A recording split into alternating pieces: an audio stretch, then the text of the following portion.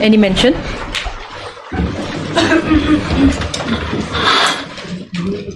May it please your Lordship. Yes, Lordship, I'd like to mention item 9. The senior conducting counsel is on Number sanction 9? leave. Yes, Lordship.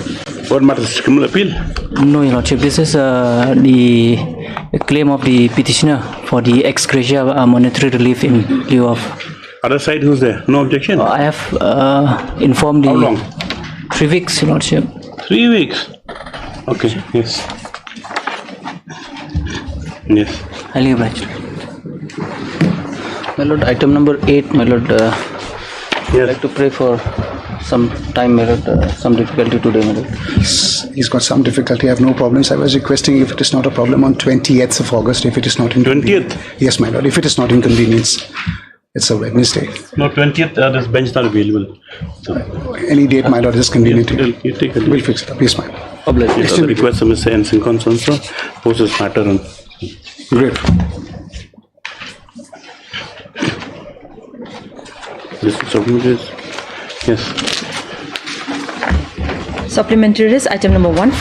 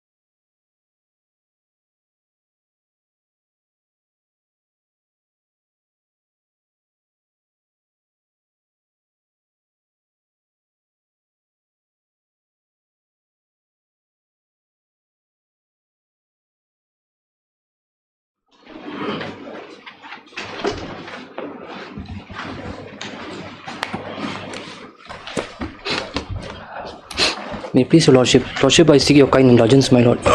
Kindly grant me another 3 weeks time, my lord, to file the affidavit. What's the matter about? My lord, I was the owner of a firm. A fresh matter? No. My lord, no, it's not a fresh matter, my lord. We have, I think it's the third or fourth time they are seeking time. I was the owner of a firm. Oh, yes, your name is not there anymore. My firm was closed and then they gave me a no due certificate. After 8 months, they serve a notice upon me through email. Yes, Mr. Jain Rinja. Why 3 weeks? What's the difficulty? We have to go through all the. We have got instructions, my lord. We have to examine and we'll find more 3 weeks, my lord.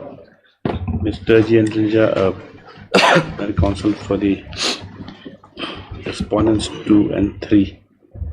Please further out further 3 weeks time to file affidavit. What about you, Ms. Argurum? No affidavit. Ms. Argurum submits that. Was already been recorded earlier. Yes. This also interim order to continue. Yes, until next day. Deeply obliged, my lord. Obliged, my lord. Yes. Hearing supplementary list item number 3.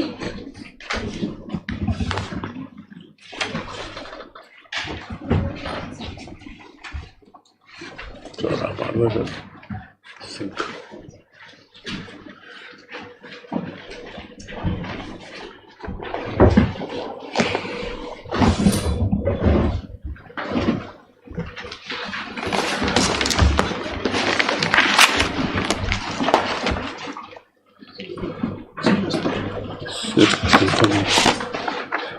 Yes, call Mr. Singh. Where is he? My lord, he's coming, my lord.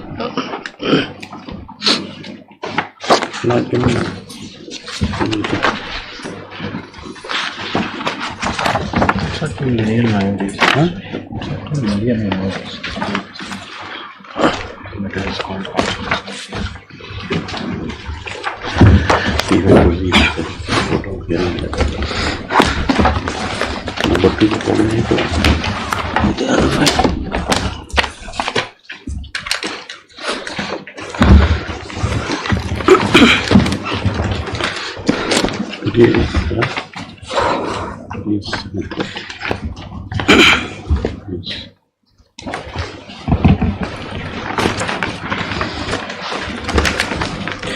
Lord,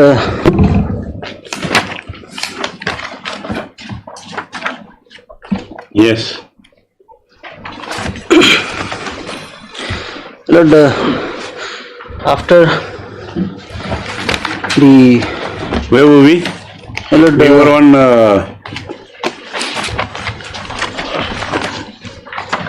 taxable event. yes, Yes. we have already What is the crossed taxable that, my event? lord. That we have already crossed. Retrospectivity is 142.10 Yes, and 142. 13. Yes, my lord. Time of Time of supply. Okay. My lord, we are in the facts of the case.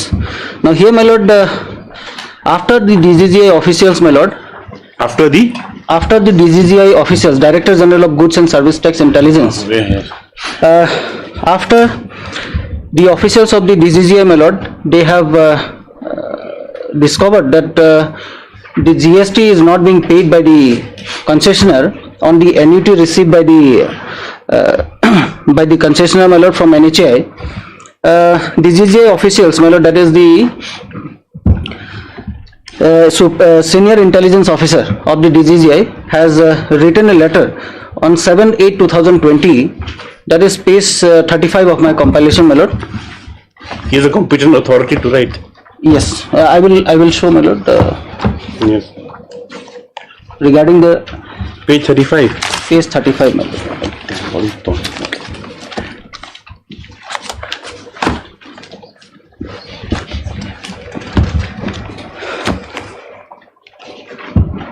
Here, page 35, my lord, this is a letter given by the senior intelligence officer, DGGI, to the National Highway Authority of India. Page number 35. Yes. Yes. And similar letter on the same date, my lord, was also issued to the petitioner, my lord. How much compilation? Yes. This is a What letter. does it say? This is a Exactly letter. 5 years ago, 7/8/2020. Yes, 7/8/2020, my lord. This is the letter which was issued by the senior intelligence officer to the National Highway Authority of India, and on the same date, my lord, On 7/8/2020, another letter was also issued to the. What's the contents? My lord, here, my lord, the relevant portion, it says, it is thus requested to kindly provide the following data information to this office for further necessary action at this end: a copy of work contract for executions of any project during the period July 2017 to July 2020, indicating terms of contract, value of contract, period of contract, etc., with the parties, business entities as mentioned in Annexure A. So, Annexure A, my lord, that is the next page, 35A. That serial number 1 is the Jorabat Shillong Expressway. So, what they have sought for is all the payments, whatever the payments and all they have made to this entity. And on the same day, my lord, similar letter was also issued to the concessionaire. However, that letter has not been enclosed by the petitioner, my lord, here. You have enclosed it in compilation? My lord, that letter is not there, but there is averment in that effect, my lord, as far as their petition is concerned. The same letter was similar letter, same letter. Whereas they were also asked to produce the relevant documents. And then this is what it says: inquiry in relation to contracts awarded by yes, TDS yes, registrants. Yes, my lord, section 70 of the CGST Act, my lord, if my lord can have a look at it.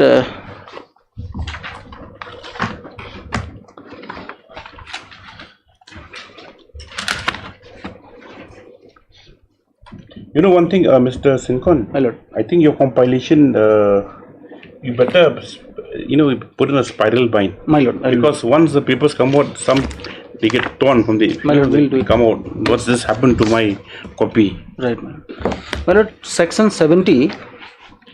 Page or section 70, sorry. CGST Act, my lord. Section 70, power to summon persons to give evidence and produce documents.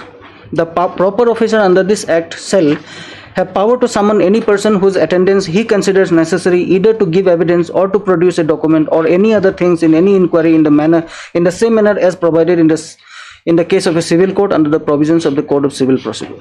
Every such inquiry referred to in section shall be deemed to be a judicial procedure. The power, my lord, to do the inquiry is under section 70. Now, my lord. Okay, 1 second.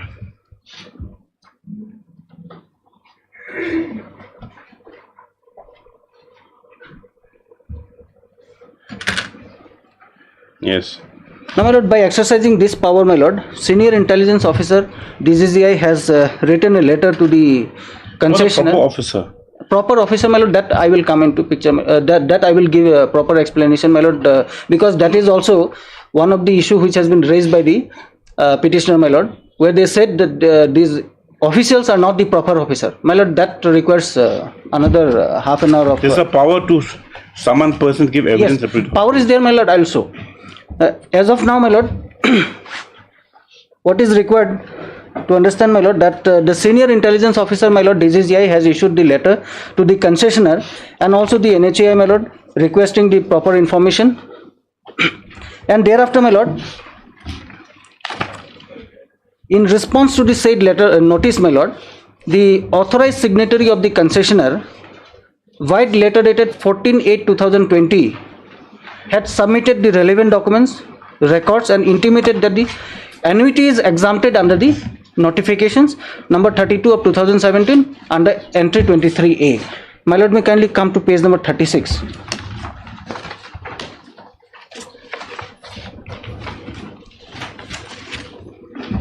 After the letter was issued by the Senior Intelligence Officer, they have given this submission, page number 36. That's 14 August. Yes, my lord, 14 August 2020.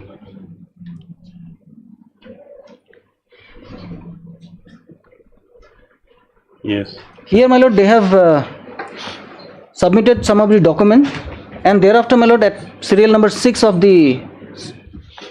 You say annuity is exempted. Yes, they have taken the plea that the annuity is exempted under the notifications, my lord. Yes.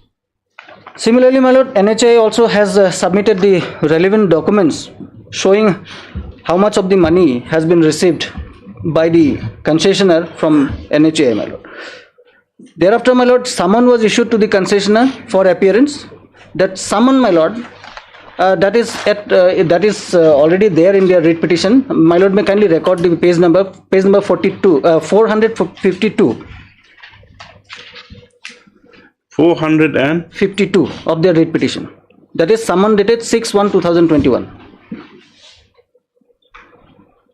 6/1. Yes, 6/1/2021. And their authorized representative, my lord, has entered appearance before the authorities and has given their statement. Their statement is at page number 453 of writ petition, my lord.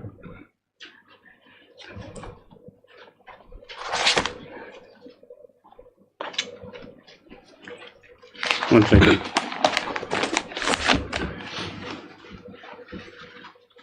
453, my lord.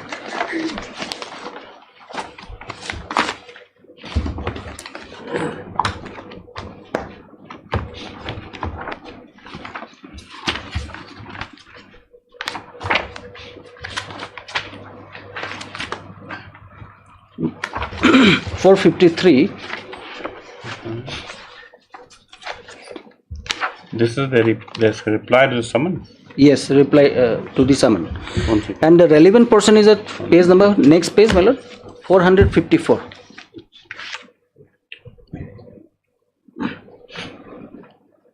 The second part of the writ petition. 453 here.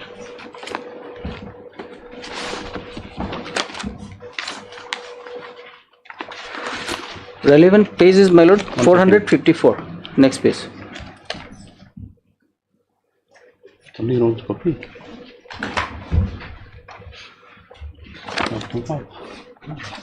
434, yeah. 454. 454, my lord. Second part. Oh, yes. First part is here. Yes. Now, if my lord will see page number 454, the question number 4. Yes.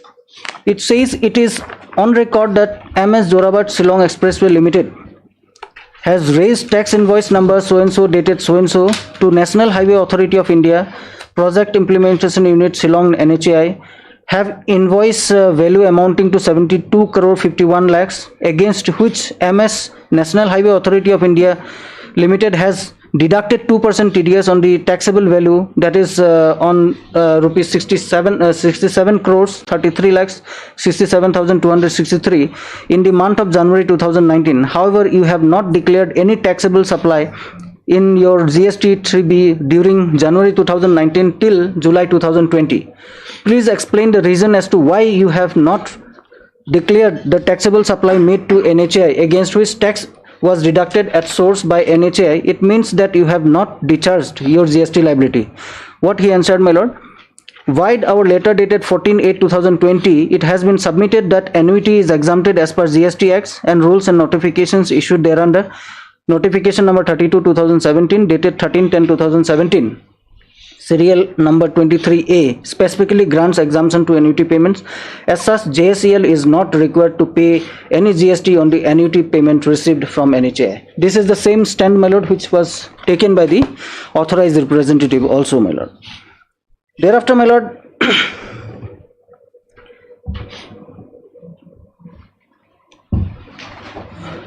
what has happened, my lord, thereafter, on 26/9/2021, after receiving the reply from the concessionaire through their representative,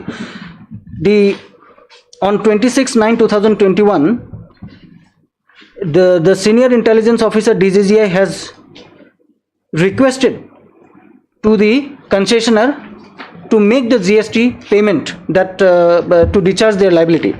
My lord, that also, my lord, 26/9/2021, that letter is already part of that same writ petition, my lord, volume 2, 466.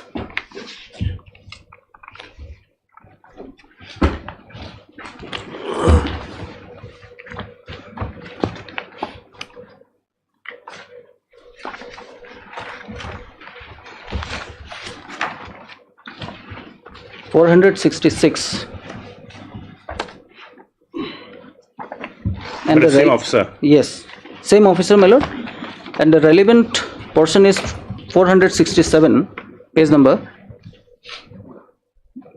the second last paragraph, it says, in view of above, you are requested to pay applicable GST along with interest, etc. in respect of the consideration received from NHAI with effect from 1/7/2017 to 31/8/2021 within 7 days from the date of receipt of this letter, since any further delay in payment of GST liability will only increase the burden of interest on JSL unnecessarily.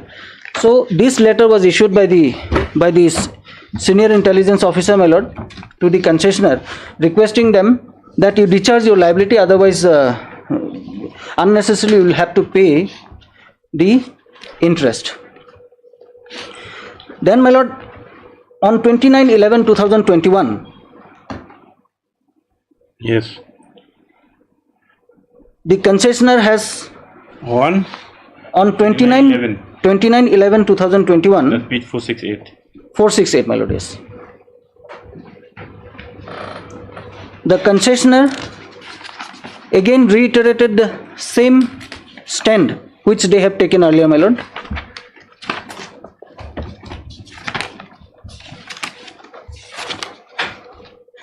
That is, a relevant portion is page 473.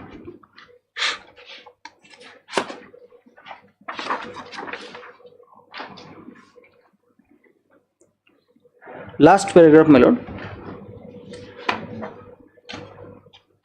It says 473 page number. It says, the last paragraph, the annuities agreed to be paid by NHAI to JSEL under the concession agreement in question is a consideration for the above composite service of construction, development, repair, maintenance and management of the highway of Jorabat Shillong section of National Highway 40 in the state of Assam and Meghalaya. No separate payment is made by NHAI to JSEL for these services.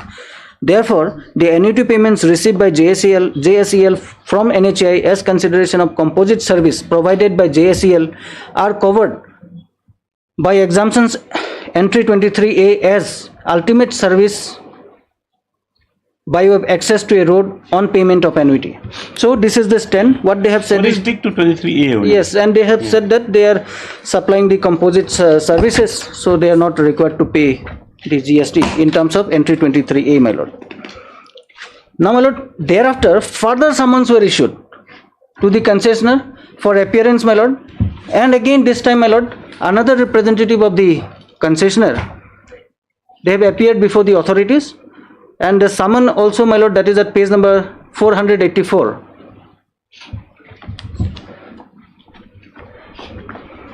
So it's like a ping pong battle, Yes. back and forth. Yes, Yes.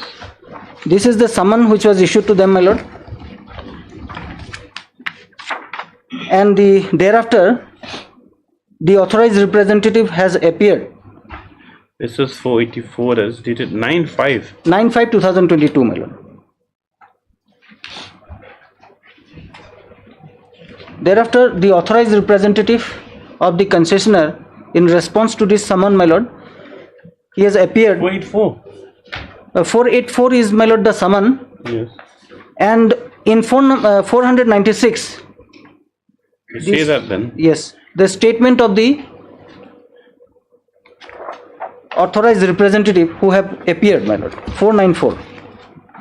494. Yes, my lord. 11496. Yes. 496, yes, my lord.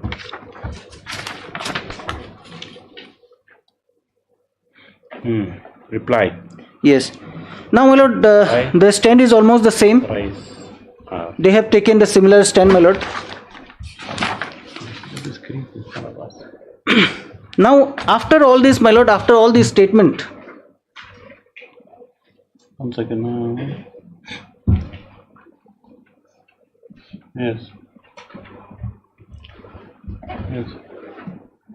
now after all these statements were recorded, the GCCI, after comparing the record submitted before them, they have come to know that the concessionaire, my lord, is liable to pay around 130 crores 57 lakhs 582 rupees as on that date, my lord, till December 2020 As GST. as a GST, my lord, from July 2017 to December 2022, my lord. Where's the finding? Yes, it is there, my lord. In the it is already there in the order in original. That order has been impugned here. All the facts are there, my lord. But the amount 100 Yes, and all 130 crores okay. plus, my lord. And thereafter, my lord, the till this stage, my lord, this inquiry investigation was conducted by the senior intelligence officer, DGGI. Now, after all these stages has been over, now the so-called notice has been issued by the additional director, DGGI, Director General of GST Intelligence. He has issued the so-called notice, my lord, on 30/9/2023. That is part of the writ petition at page number 132. Volume 1. Yes, my lord, volume 1. Now, Issued by additional director, Additional Director. DGGI. 1 second. D.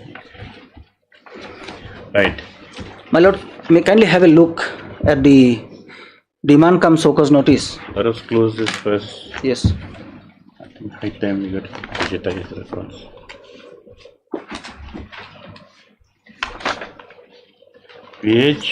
Page 132, my lord. 152. Yes.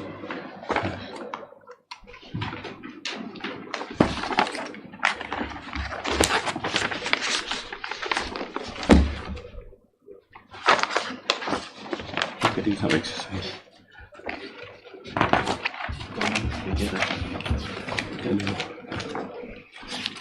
Keep exercise. Get exercise. You need gloves. Yes. Yes. Now, my lord, this is the demand cum so-called notice, my lord, issued by the additional director, DGGI. Yes, sir. My lord, may kindly come to the relevant page number 153.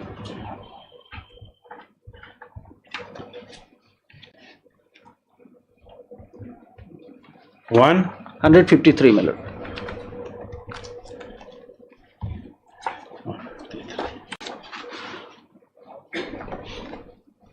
Yes.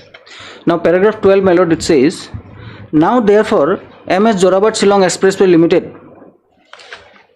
is hereby called up on to show cause before the Additional Commissioner of Central GST and Central Excise, so and so, within 30 days of receipt of this notice as to why an amount of rupees 130 crores 57 lakhs 582 rupees being the GST short paid on the annuity payment received for the construction of road under the Jorabat Shillong Expressway project as detailed above for the period from July 2017 to December 2022 should not be demanded and recovered under section 74(1) of the Central Goods and Service Tax Act with the corresponding section of the Meghalaya SGST Act. Now, this is the so-cause notice which was given by the additional director to the concessionaire, my lord, and thereafter, my lord, the concessionaire was asked that you should reply it within 30 days period.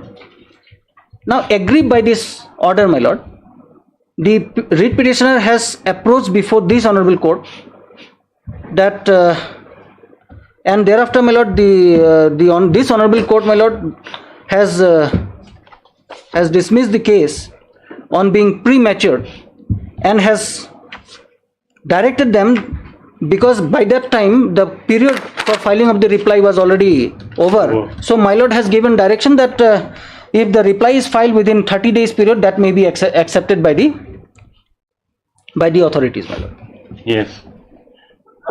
Even after this order, my lord, the petitioner, they challenged this order of the High Court before the Honorable Supreme Court by of SLP number 2812/2024.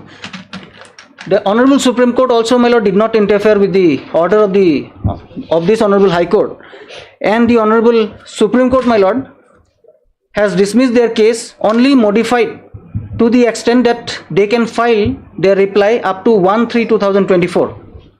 Up to 1/3/2024, my lord, against that so-cause notice which was issued. So on 1/3/2024, my lord, the so-cause reply was filed by the concessionaire,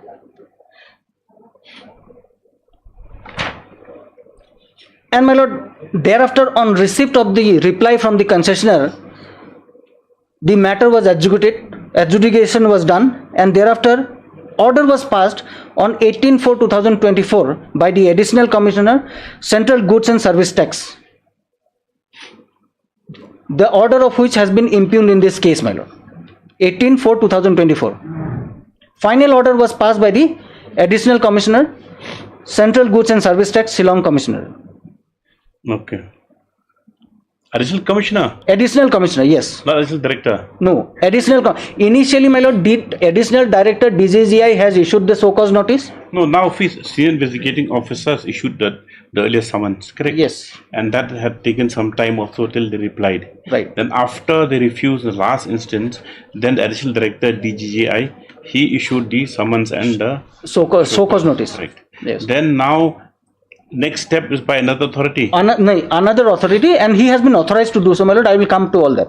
Now, why is there like multiple? No, that is, my lord. We need proper explanation for all that, my lord. We'll give. Now here, a proper explanation. Yes, because it will take some time, my lord. Because I am coming. It cannot be that the proceedings held with someone, orders passed by someone else. Then again, further proceedings are taken up by another. By another. Now, initial so-cause notice. Initial inquiry was conducted by the Senior Intelligence Officer DJGI. Thereafter, so-cause notice was given by the Additional Director DJGI.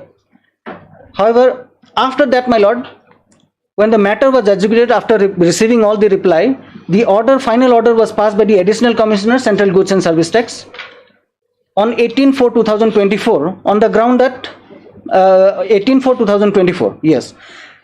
Now, contention has been raised by the petitioner that both the show-cause notice as well as this order 18/4/2024 is incompetent. Yes, whereby by this order it has confirmed the demand which was there in the earlier show-cause notice, my lord.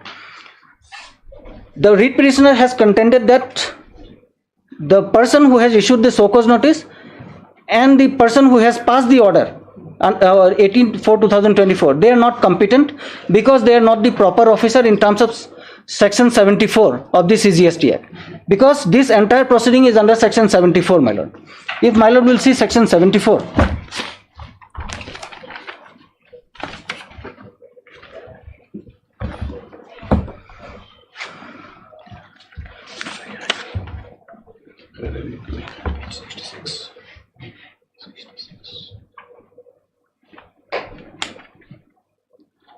Yes.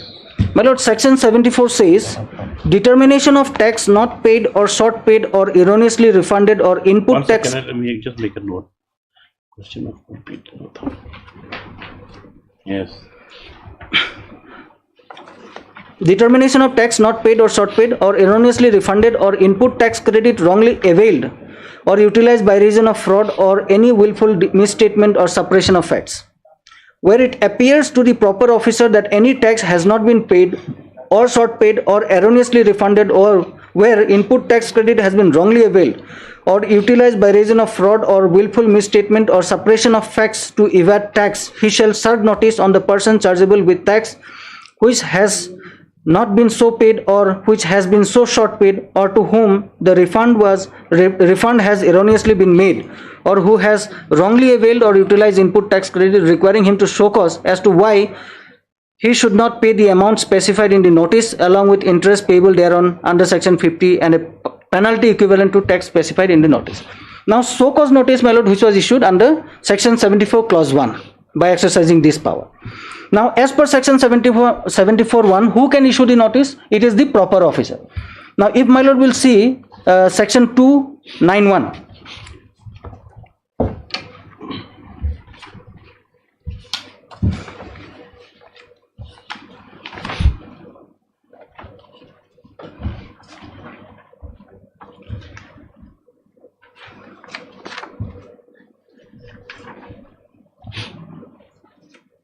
Well, at Section 291, yes, it says it gives the definition of proper officer, my lord.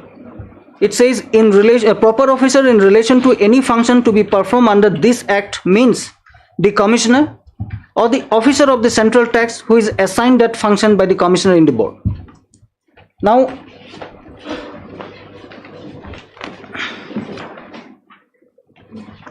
If my lord will come to page number section 3.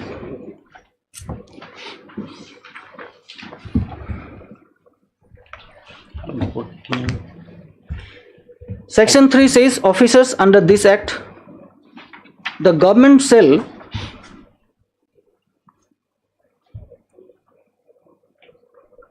Yes. It says the government shall by notification appoint the following classes of officers for the purpose of this act, namely all those, and E is the additional commissioner of central tax who has passed the order, impugn order, my lord. Okay. Yes, then. And my lord may kindly see clause I. This government can appoint any other class of officers as it may deem fit. Clause I of the same section 3. So you mean to say they're all proper officers? Yes, they are And authorized. common definition of section Yes, my 291. lord. Section 5, my lord. Yes. It says power of officers. Subject to such conditions and limitations as the board may impose, an officer of central tax may exercise the powers and discharge the duties conferred or imposed on him under this act.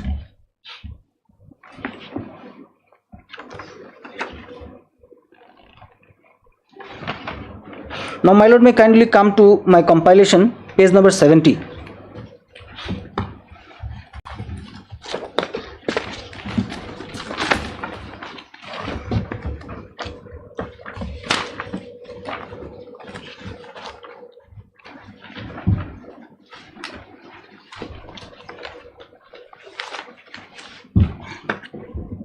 Yes. Now this is a notification dated 19 June 2017, notification number 2 of 2017. It says, my lord, in exercise of the power under section 3 read with section 5 of the Central Goods and Service Tax Act 2017 and section 3 of Integrated Goods and Service Tax Act, the Central Board of Excise and Custom hereby appoint additional commissioner of central tax and the central tax officers subordinate to them as central tax officers and vest them with power under both the said act and the rules made thereunder with respect to jurisdiction so and so. Now my lord, here if my lord will see, it says the Central Board of Excise and Custom hereby appoints. Appointment was done by the CBIC. However, because there is a mistake in this printing, therefore corrigendum was brought in, my lord, and the word CBIC has to be read now as the government. Here, my lord, the corrigendum is at page number 176 of the writ petition, my lord, 176 of the writ petition. Corrigendum dated 29th July 2019. 176.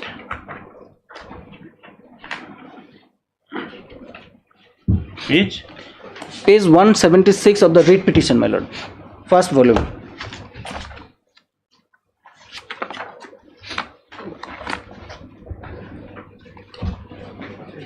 Yes. Now this is the corrigendum by which my lord may kindly see. It says in the notification of the Government of India in the Ministry of Finance, Department of Revenue, number Yes, 2. this original notification is not there in the writ petition. Page 70 is not been annexed here. My lord, I could not find it. Maybe. Yes, Mr. Pasanthio. Yes. Is it there or not? 19 June. You know, juggling the volumes here. Whether is it there in the writ petition? You're not aware. It's all right then. Yes, continue. Yes.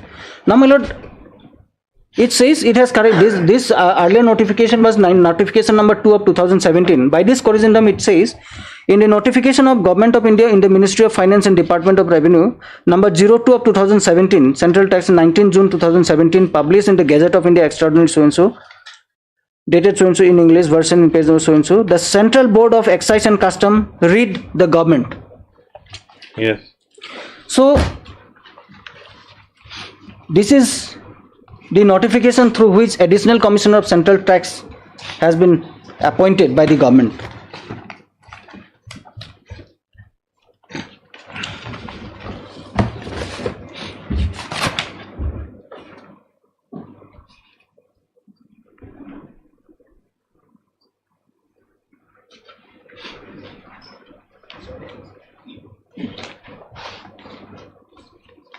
Similarly, my lord,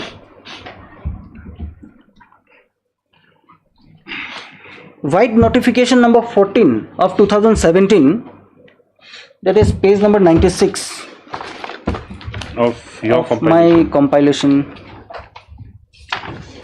Page number 96 of my compilation, my lord. See, we can segregate them into, this matter into, like, who is the, Mr. Sinkan, with the court's talking to you. Yes, my lord. Please give I'm some, so sorry. have due courtesy. My lord. Yes. My lord, See, the thing is that you're arguing on different points, correct? my lord. So, with regard to where you're arguing on competent authority and definition of the proper officer, and whether these notifications or summons and show cause issued by the competent authority, that you can place the notifications in, you can in one side. Then you're arguing the other point with regard to, the incidents with annuity and, that's a different. Separate. Now you're arguing on this point. So, at least if you can just give a small regarding which notifications you can rely upon, Yes. where they are located. My lord, my So it lord. makes it easier for us also. Otherwise, we just, My lord, this second notification is page number 96 of the compilation, my lord. Yes. It is there, page number 96. Of Compilation, my lord. that is what we're saying. Now we are going to the writ petition, volume 1, coming to your compilation, going to writ petition, volume 2, coming back to compilation. Uh, At least there has to be some, what do you call it, order. You see, Yes. the way you'll help your arguments my also. lord, my lord. My lord, Help page us number understand 96. also. Yes.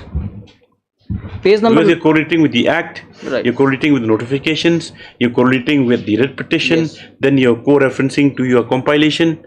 Yes, my lord. It becomes a bit cumbersome. What do you say? Page 96. Because even the point you're trying to make sometimes get lost in. Yes. The impact won't be there also. My lord, we are not referring any further to the repetition. All the notifications which, my lord, going forward, these are all there in the compilation, my lord.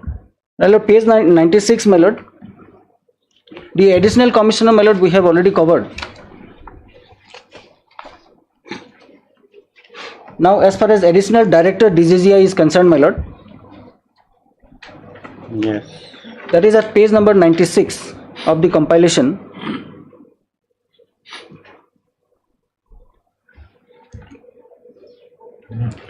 If I can read, my lord. Yes. This is notification number 14 of 2017, dated 1st July 2017. Yes.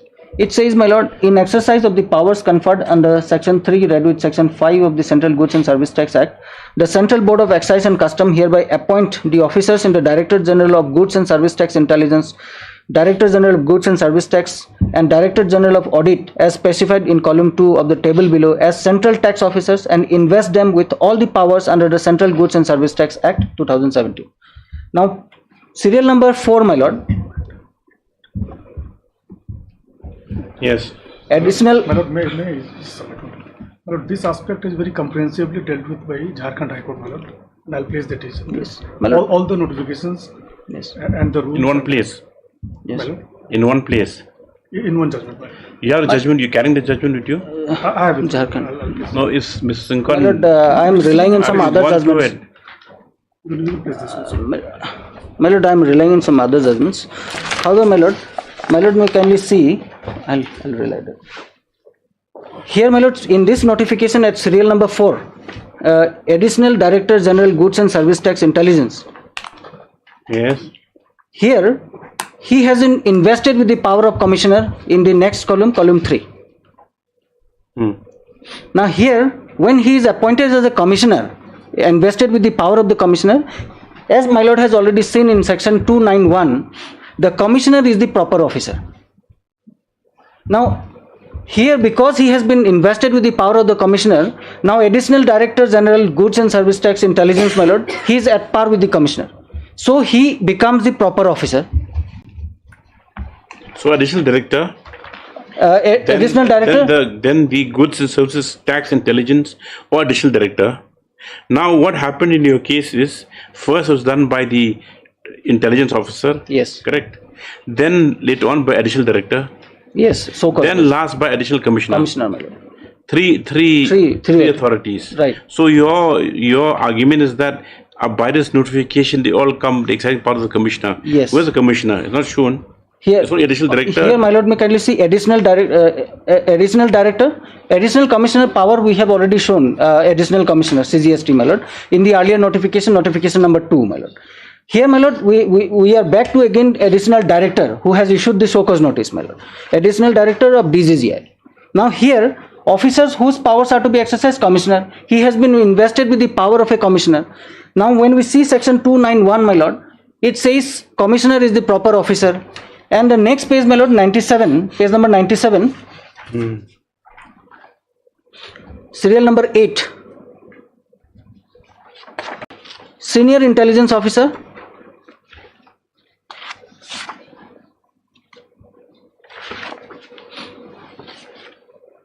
Yes. senior intelligence officer, goods and service tax intelligence. He has been authorized with the power of superintendent. So now here, my lord, because the commissioner's power has been vested with the additional director general goods and service tax intelligence, so he is at par with the commissioner now, and he becomes the proper officer, my lord. So he's both superintendent and commissioner? Now, my lord, superintendent, as far as senior intelligence officer, he did not initiate any action under section 74(1). Now, my lord, So that action is initiated as superintendent or as commissioner? initial inquiry was done by the senior intelligence officer, that is under section 70. Initial inquiry. And thereafter, my lord, when the show cause was given under section 74, for this proceeding, section 74 clause 1, that was given by the additional director DGGI. Now, I have already shown, my lord, additional director how he was appointed. Now, additional director here, my lord, in this notification, as I have already pointed out, he has been invested with the power of the commissioner. And section 291, my lord, it makes it very clear that commissioner is the proper officer, my lord. And therefore, the show cause notice which was given by the DGG, additional director DGGI, my lord, that is valid, my lord. So no irregularity? No, my lord, no irregularity. He becomes the proper officer, my lord. Okay. Now, my lord, another contention which the petitioner has raised, that because of the NCLAT order, my lord, that there is a cut-off date, my lord, that is October 15, 2018, as per, that is already part of record, my lord, where they said by that order 15/9/2023 passed by the appellate tribunal, we are barred, we cannot demand for taxes after prior to this October 15, 2018. Here, my lord, I would like to rely on section 31 clause 1, my lord, of the Insolvency and Bankruptcy Act, Bankruptcy Code 2016, my lord, page number 138 of my compilation, my lord. You give list of books? Yes, I have also, my lord, I have all my judgments, whatever I am relying, it's there in the compilation, my lord. Page 138. 138 of my compilation, my lord. Yes. Okay. Relevant section is 31, my lord. Page number 141.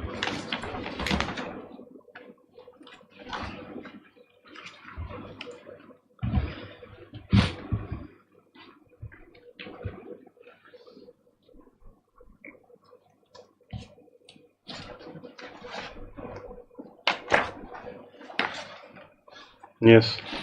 My lord, this section says, 31. yes, section 31, approval of resolution plan.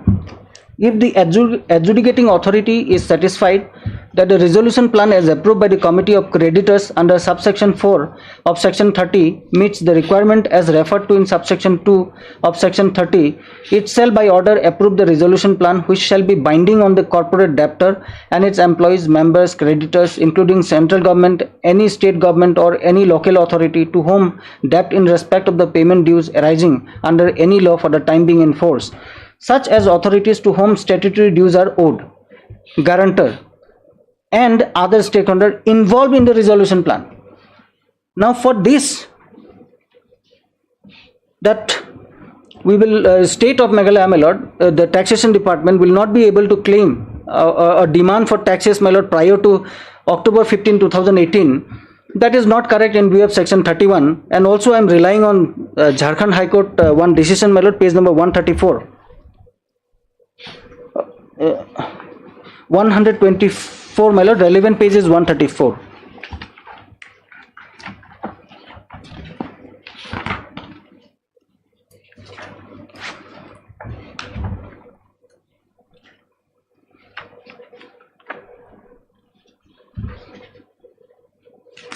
One 134, relevant page, my lord.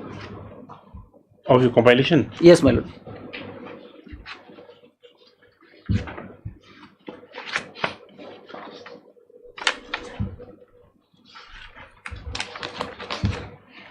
Now here, my lord, the relevant paragraph 28, relevant person, my lord, I'll just read. Page 134. It says, since the state government was not involved in the resolution process, the resolution plan cannot be said to be binding on the state government under section 31 of the IB Act.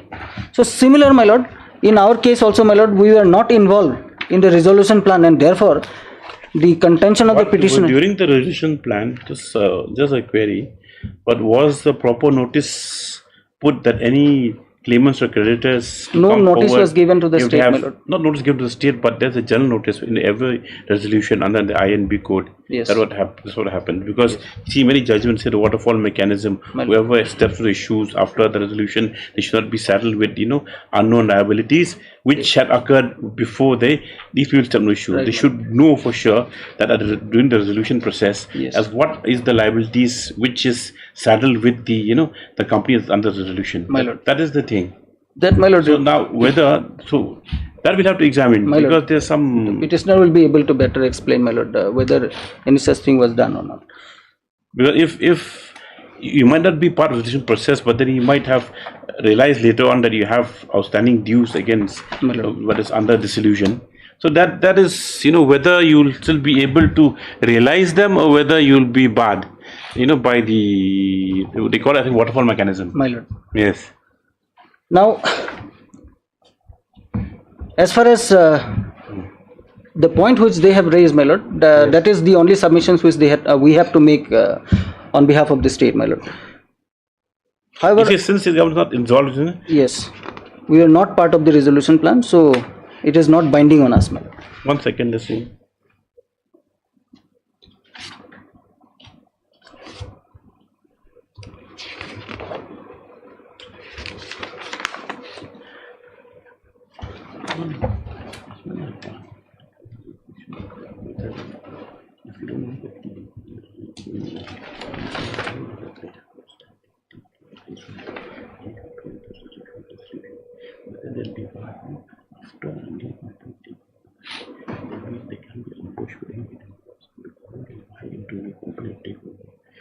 Exactly how much people liabilities that will occur. So, for example, suddenly they take over more than that comes after this process and they borrow the company. That does not go to the new entity that comes. They get ambushed by that. If the new entity gets protected by that, that's only true. And what he's saying is that you was not part of the resolution plan, so you can raise the demand after the resolution has been approved or after the joint petition resolved. You don't know. It's here. Yes. Another point, my lord, which I would like to raise, my lord, that our proceeding which was taken under section 74, that is within limitation, because section 74 also, my lord, it prescribes a limitation period. Jump, we just on this point regarding it said was not involved in the decision process. My lord, yes, that is all, my lord, as far as our state is concerned. On that point. Yes. Okay, 1 second. Your submissions.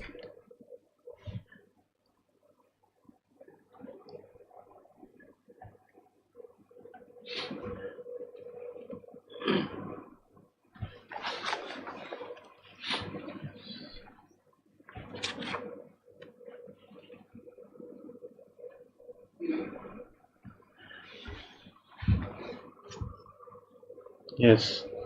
Now, the proceeding which was taken under section 74, that is within limitation, my lord. My lord, may kindly see section 74 clause 2.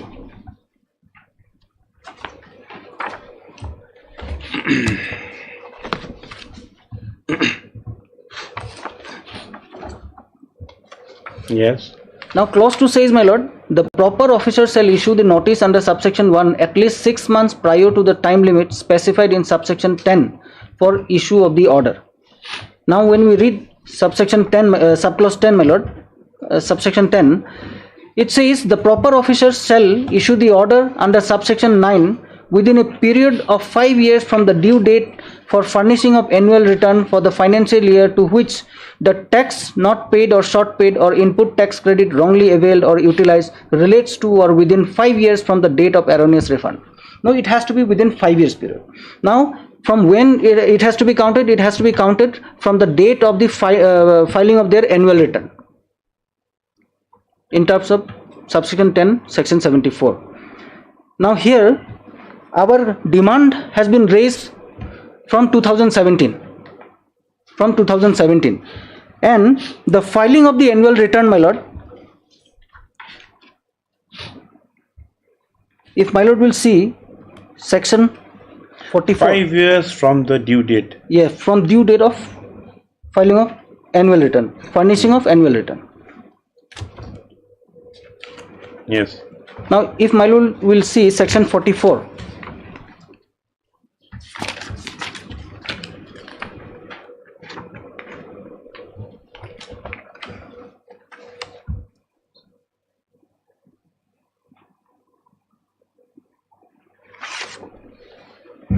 It says, my lord, annual return. Every registered person other than an input service distributor, a person paying tax under section 51-52, a casual taxable person and a non-resident taxable person shall furnish an annual return which may include a self-certified reconciliation statement reconciling the value of supplies declared in return furnished to the financial year for the financial year with the audited annual financial statement for every financial year electronically within such time, in such form and in such manner as may be prescribed. Now it has been prescribed in Rule 80 of CGST rule, my lord.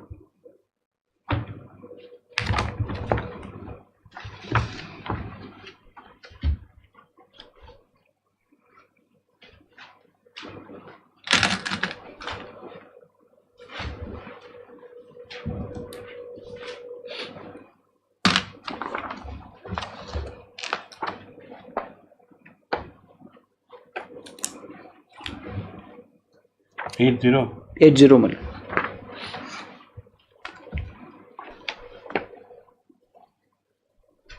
It says Every registered person other than those referred to in the second proviso to section 44 an input service so and so shall furnish an annual return for every financial year as specified under section 44 electronically in form GST number so and so on or before the 31st day of December following the end of such financial year through the common portal either directly or through facility so and so. Now it has to be as per this provision, my lord, it has to be filed on 31st day of December following the end of the financial year. If my lord will come to page number 137 of my compilation, my lord.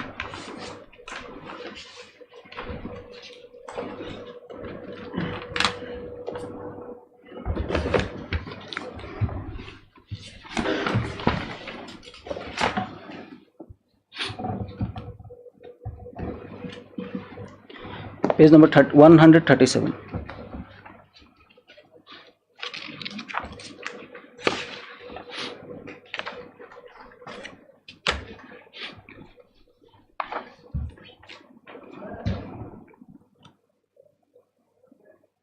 Yes. Now here, my lord, the second paragraph it says, and whereas for the purpose of furnishing of annual return electronically for every financial year as referred to in so and so, certain technical problems are being faced by the taxpayer as a result whereof the said annual return for the period from 1st July 2017 to 31st March 2018 could not be furnished by the registered persons as referred to in subsection 1, and because of that certain difficulties has arisen in giving effect to the provision of this said act. And the last portions, my lord, last paragraph, in section 44 of the Central Goods and Service, in explanation for the figure so and so 31st December 2019, the figure letter and word 31st 1 year. January, yes, it has been extended to 31st January 2020. Prior to this also, my lord, there were other extensions which are not, this is the last extension, my lord. Prior to that also, my lord, there were extension. Now, therefore, the filing date, my lord, for furnishing of the annual return for the period 2017, 1st July 2017 to 31st March 2018, from where our demand is, my lord. So that has been extended till 31st January 2020. And therefore, my lord, the entire proceeding is within the limitation period prescribed under law, my lord.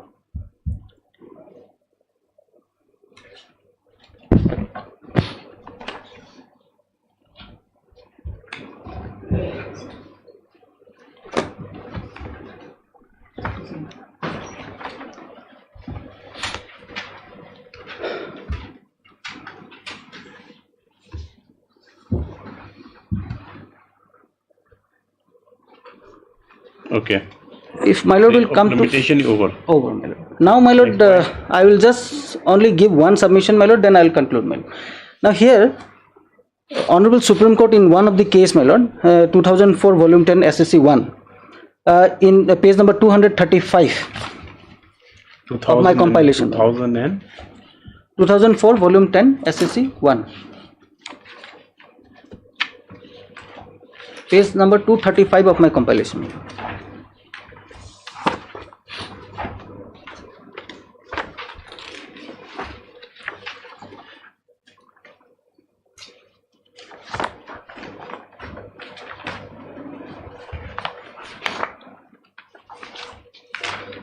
The first 3 lines, my lord, I will just relevant paragraph which I will just read.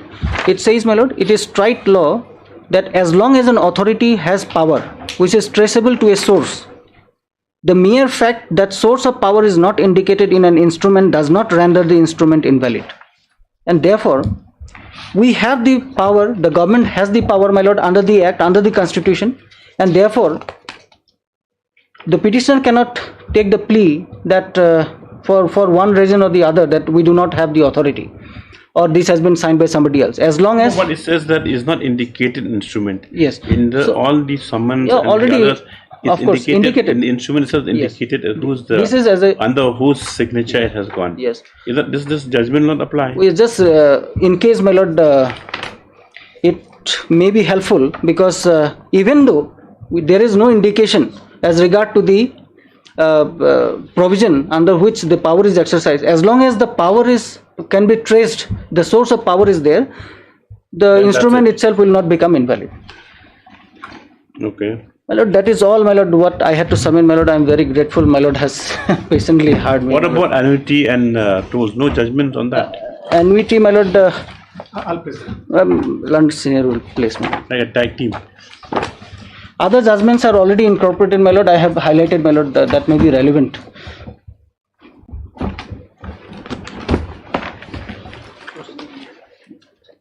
Dr. Mozga, how long will you take?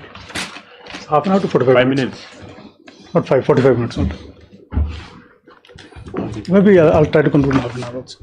No, it's fine. We're not going to Because I have a curtail argument because you have your own compilation. I have a small only judgments, my lord. 4 judgments I have given comparison. Yes. 1 second.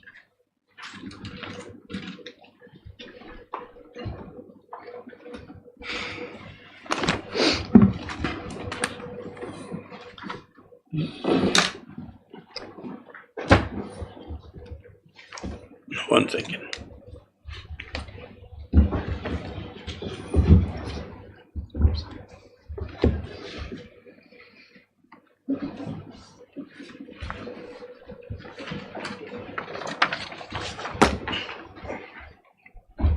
Yes.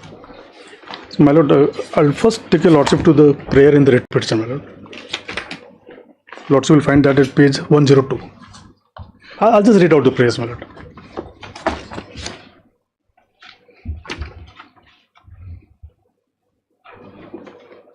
Yes.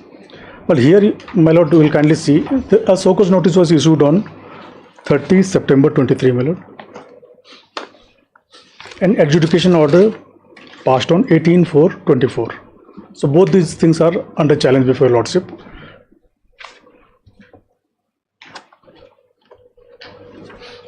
102. Page 102, my lord. In fact, page 103, my lord, kindly see. The petition so long. Yes, my lord. 102.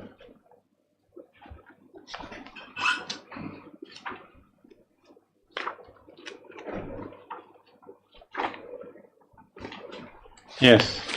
First prayer, my lord. Quash and set aside the impugned order in original dated 18/4/24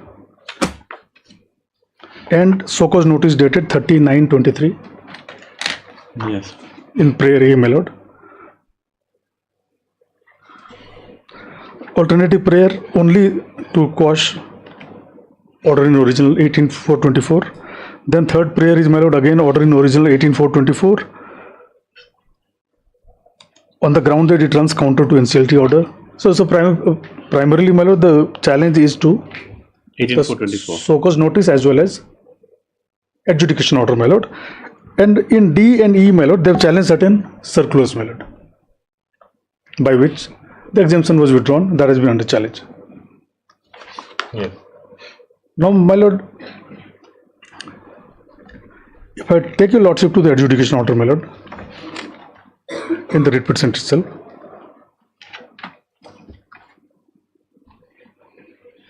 page 107.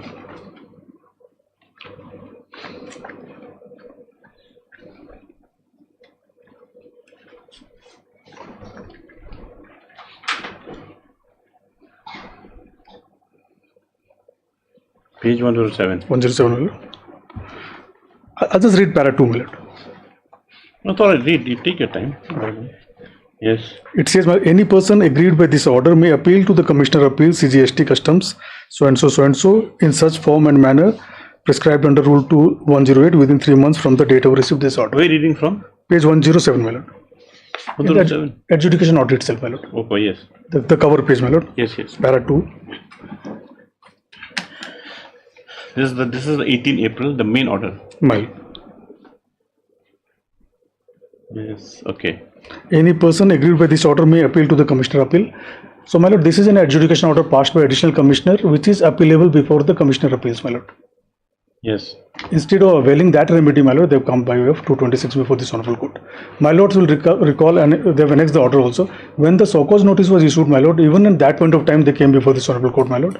I raised the same plea that alternative and efficacious remedies available to them, and it was rejected on that ground, and they are directed to file their so cause. After so cause filing adjudication order, again they have come back to this honorable court, my lord, without going to the appellate forum. Now, why they are choosing to come before this honorable court, my lord, only they can explain, rather than going to the proper channel under the statute, my lord. But Mr. Ghosh has not touched upon that as yet. Why they've come directly? My lord, what I understand, my lord. My lord, what I understand. Yes, who is raising a hand To the VC, your lordship. He's not there. This is some other junior colleague is there. My lord. Please, my lord. My lord, the question of the legality of the circular itself, that's the basis on which... Yes, that's what I'm trying to submit. Okay. But what they've done, that they've clubbed challenge to a circular to make it a maintainable writ petition, my lord. My lord, I'll come to that aspect, whether your lords will permit that or that can be permitted, my lord. You see the two cause of actions. My lord, I say, my lord, they are not even covered by that notification, my lord. They presume that they are covered by notification, my lord, and then they challenge because that has been withdrawn subsequently. Our case is not, they are never covered by that circular, so they are not a person who is aggrieved by that circular, my lord. Either by bringing in that circular or by withdrawing that circular, they are not affected. They are not aggrieved person, my lord. They don't have a locus standi to challenge that notification, my lord. So, my lord, my first submission is Appeal to origin. my lord. And in this regard, my lord, I've given comparison, my lord. Judgment number B, my lord.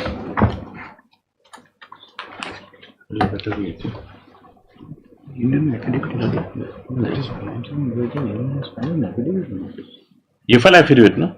Yes.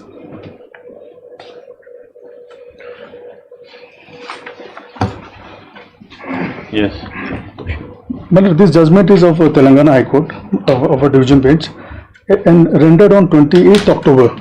This writ petition was filed, I think, in July 24. So this judgment has come after filing of the writ petition, my lord. But more or less identical facts, my lord. Same annuity, national highway, my lord. Everything is, the facts are identical, my lord. I'll take your lordship. Only difference that can be discerned is that they came against the show cause notice again there before the Telangana High Court. Telangana. Now, in my humble submission, under the statute, there is a show cause notice, there is a reply, adjudication order, for first appeal before the authority, second appeal before the tribunal. So the parameters of when the alternative remedy is available, my lord, will be same, whether they come against show cause notice or they come against adjudication order, my lord. I'll just take this. I'll read few paragraphs from this judgment, my lord. Para 3, my lord.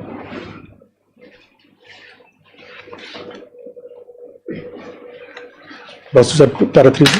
Yes.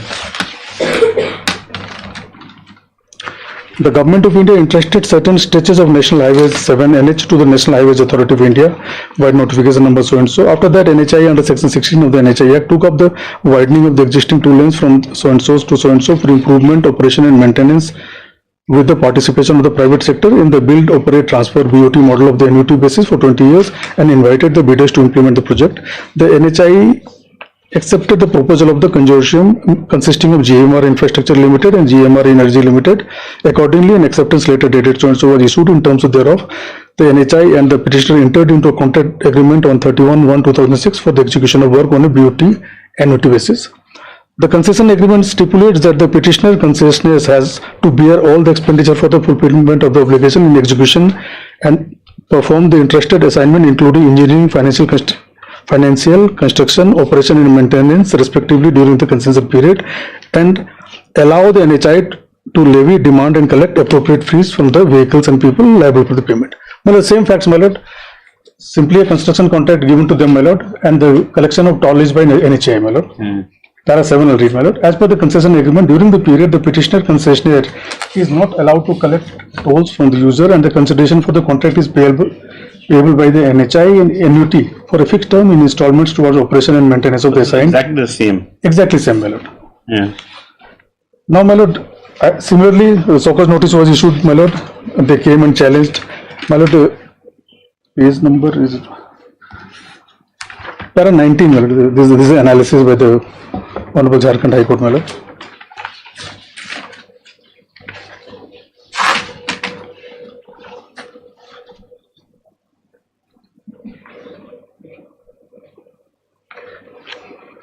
Well, analysis, same notification, same circulars have been referred to, my lord. Lordship, I can read or we can skip this one. No, you better take us to them. My lord. Yes. Analysis, my lord. Para 19, my lord.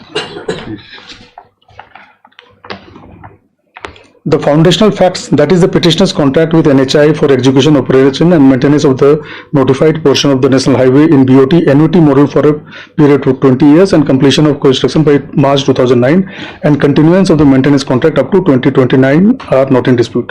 The years are slightly different in our case, well. But here also the construction period was before pre-GST, my lord. Here it was 2009, in our case it was 2012-13 the construction was completed, my lord. Additionally, there cannot be disagreement as to the facts of the respondent department by notification dated 28/6/2017 in serial number 23 under heading 9967 exempted tax for the services by way of access to a road or bridge on payment of toll charges. The relevant portion is extracted here under notification number so and so. Lots of serial number 23 service by way of access to a road or a bridge on payment of toll charges. Therefore, it is obvious that serial number 23 is specifying exempting the tax for the service by way of access to a road or bridge, the consideration which is by way of a toll charges. Thenceforward, the 22nd GST Council's deliberation on the issue of payment of annuity in place of toll charges to the developers of public infrastructure and its recommendation to treat the annuity on par with toll and exempt from tax for the service by way of access to a road or bridge on payment of annuity, whereupon notification 32 and 33 of 2017 were issued exempting the services by way of access to road or bridge on payment of annuity from GST by inserting serial number 23A and 24A under the services SAC 9967. For better appreciation, the preamble and relevant portion of the notification number so and so are extracted here and under. Now, 23A was inserted, my lord, on the next page. Services by way of access to road or a bridge on payment of annuity. Then the next notification is quoted, my lord. 24A. I must skip this part, my lord. Para 23. Hence, the above notification by supplementing the serial number 23 and 24A in the GST Act 2017 and IGST Act 2017 respectively, the services by way of access to a road or bridge on payment of annuity under the services are exempted from tax. Subsequently, at the instance of the government authorities, on a query, the 43rd GST Council explicated that the annuity paid as deferred payment for construction of roads has not been exempted from GST. Nonetheless, reiterated that entry number 23 of 2017 notification exempt service by providing access to road or bridge on payment of annuity. Thereupon, the responding department issued an improved circular as clarification, which reads as under. This is under challenge, my lord, in the present petition. I'll read this, my lord. Certain representations have been received requesting for a clarification regarding applicability of GST on annuities paid for construction of road, where certain portion of consideration is received upfront while remaining payment is made through deferred payment annuity spread over the years. The issue has been examined by the GST Council in its 43rd meeting held on 28 May 2021. GST is exempt on service falling under heading 9967 service code by way of access to a road or bridge on payment of annuity. Entry number 23A of notification number so and so. Heading 9967 covers supporting services in transport, under which code 996742 covers operation services of national highways, state highways, expressways, roads and street, bridges and tunnels operation services. Entry 23 of the said notification exempts service by way of access to a road or bridge on payment of toll. Together, the entries 23 and 23A exempts access to road or bridge whether the consideration in the form of tolls or annuity.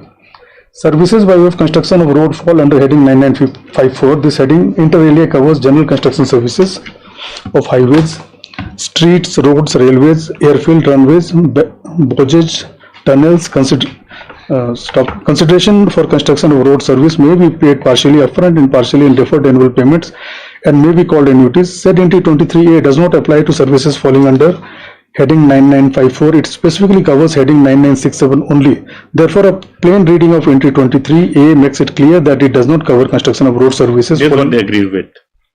My lord. Does not cover. This is what they agree with. My lord. Does not plain reading. Yes, my lord. Make it clear that does not cover. Yes. Next paragraph. Accordingly, as recommended by the GST Council, it is hereby clarified that entry 23A of notification number so and so does not exempt GST on the annuity deferred payment paid for construction roads. Difficulty, if any, in the implementation of the circular may be brought to so and so.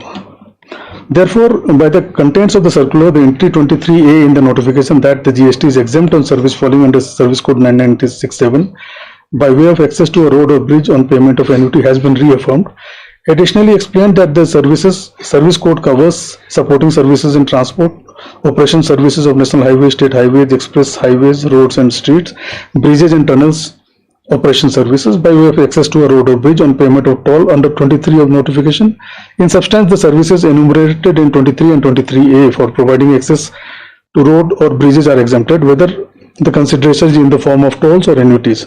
On top of that, specified the services of construction of highways, street, road, railways, airfield, runways, bridges and tunnels which fall under service code 9954, whether the consideration may be upfront or partially in deferred annual payment annuity is not covered under entry 23A and not exempt from the GST. The resolution of the 22nd GST Council and the consequent notification number 32 and 33 of 17 elucidates that payment of annuity to the developers of public infrastructure has been equated with toll, which was already exempted from tax in effect. The service of access to a road or bridge on payment of an annuity covered under code 9967 is qualified for exemption. Therefore, the insertion of entries 23 and 24A is in consonance with the resolution of the 22nd GST Council. The clarification of the 43rd GST Council saved exemption to the services under 9967 in the entry number 23A and held that exemption does not cover any deferred annuity payment for construction services.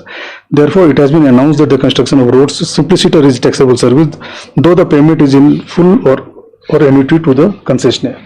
The Council's reiteration preserves the exemption of the service under code 9967 and enunciates that the taxable service fall within the scope of heading 9954. A close reading of notification number so and so 12, 32 and 33 in no way suggest that the entries 23 or 23A or 24A exempt the service under 9954, that is construction service of the highway, bridge and so on. Thus, we are of the considered opinion there is no intersection or overlap or contradiction or of direction in the resolutions of 22nd and the 43rd GST Council vis-a-vis notification number 12, 32 and 33 of 2017 and the impugned circular. In this view, the circular's explanation aligns with the 43rd GST Council resolution. Thus, we respectfully disagree with the conclusion drawn by the learned single judge of the High Court of Karnataka and Bidar Chinchori. This is what they are relying on. They have referred to this judgment, my lord.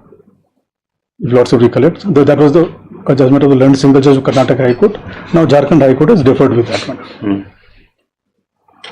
That the impugned circular is, I'll read again, ma'am. Does respectfully disagree with the conclusion drawn by the learned single judge of the High Court of Karnataka and DPJ Bidar Chicholi, NUT Road Supra, that the impugned circular is overriding the notification and bad in law, as it cannot be countenanced. That apart, we are unable to accept that the impugned SOCO's notice would stand or fall with the circular, as the demand for the tax against the petitioner was on the ground that the service of the petitioner fall under heading 9954 and is not exempted under entry 23A. Pertinently, even as per the petitioner, the agreement has no straight covenant evidencing that the annuity is in place of the toll. Rather, the agreement specifies that the NHI is alone entitled to collection of toll, although the petitioner claims that the payment of annuity is in the place of toll for providing access to the road in the contract. No specific material is pointed to expressly make out this case. Further, the claim that annuity is being received towards earlier work that was executed even before the regime of the GST Act 2017, and as maintenance is in continuation, the petitioner cannot be saddled with GST in another aspect of the determination. In all, the context would be within the compass of whether the service of the petitioner falls within heading of SSC 9967 covered under entry 23A, or the annuity is being paid for the construction or maintenance of the road within the meaning of services covered under 9954 to make out the taxability under GST. Thus, we are of the considered opinion that a fact-finding deliberation is essential in determining the petitioner's position, which cannot be done in a writ petition. So, primarily, after all these observations, my lord, the Jharkhand High Court has relegated them to give a reply to the SOCO's notice, my lord. Is Telangana High Court, not Jharkhand? My lord. Is this Telangana or Jharkhand? Telangana. Telangana. Sorry, my lord. Jharkhand. Sorry. Yes. So, my lord, I'll place reliance on this judgment, my lord. There are certain aspects which cannot be gone into under Article 226, and they have very efficacious alternative remedy. And this will create an anomalous situation, my lord. In some cases, the parties are relegated to the tribunal or statutory mechanism, my lord, and in some cases, the 226 are entertained to decide this kind of issue, my lord. So, this is one limb of my submission, my lord. Yes. Now, my lord, the second limb of my submission is, your lordship, they have referred to 23A, my lord. I may refer to the 23A in this judgment itself, my lord. The judgment you are reading just now? My lord.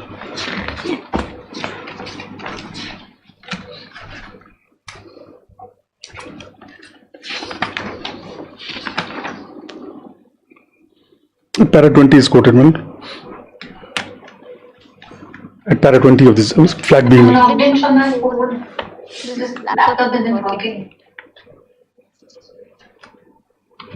What's wrong?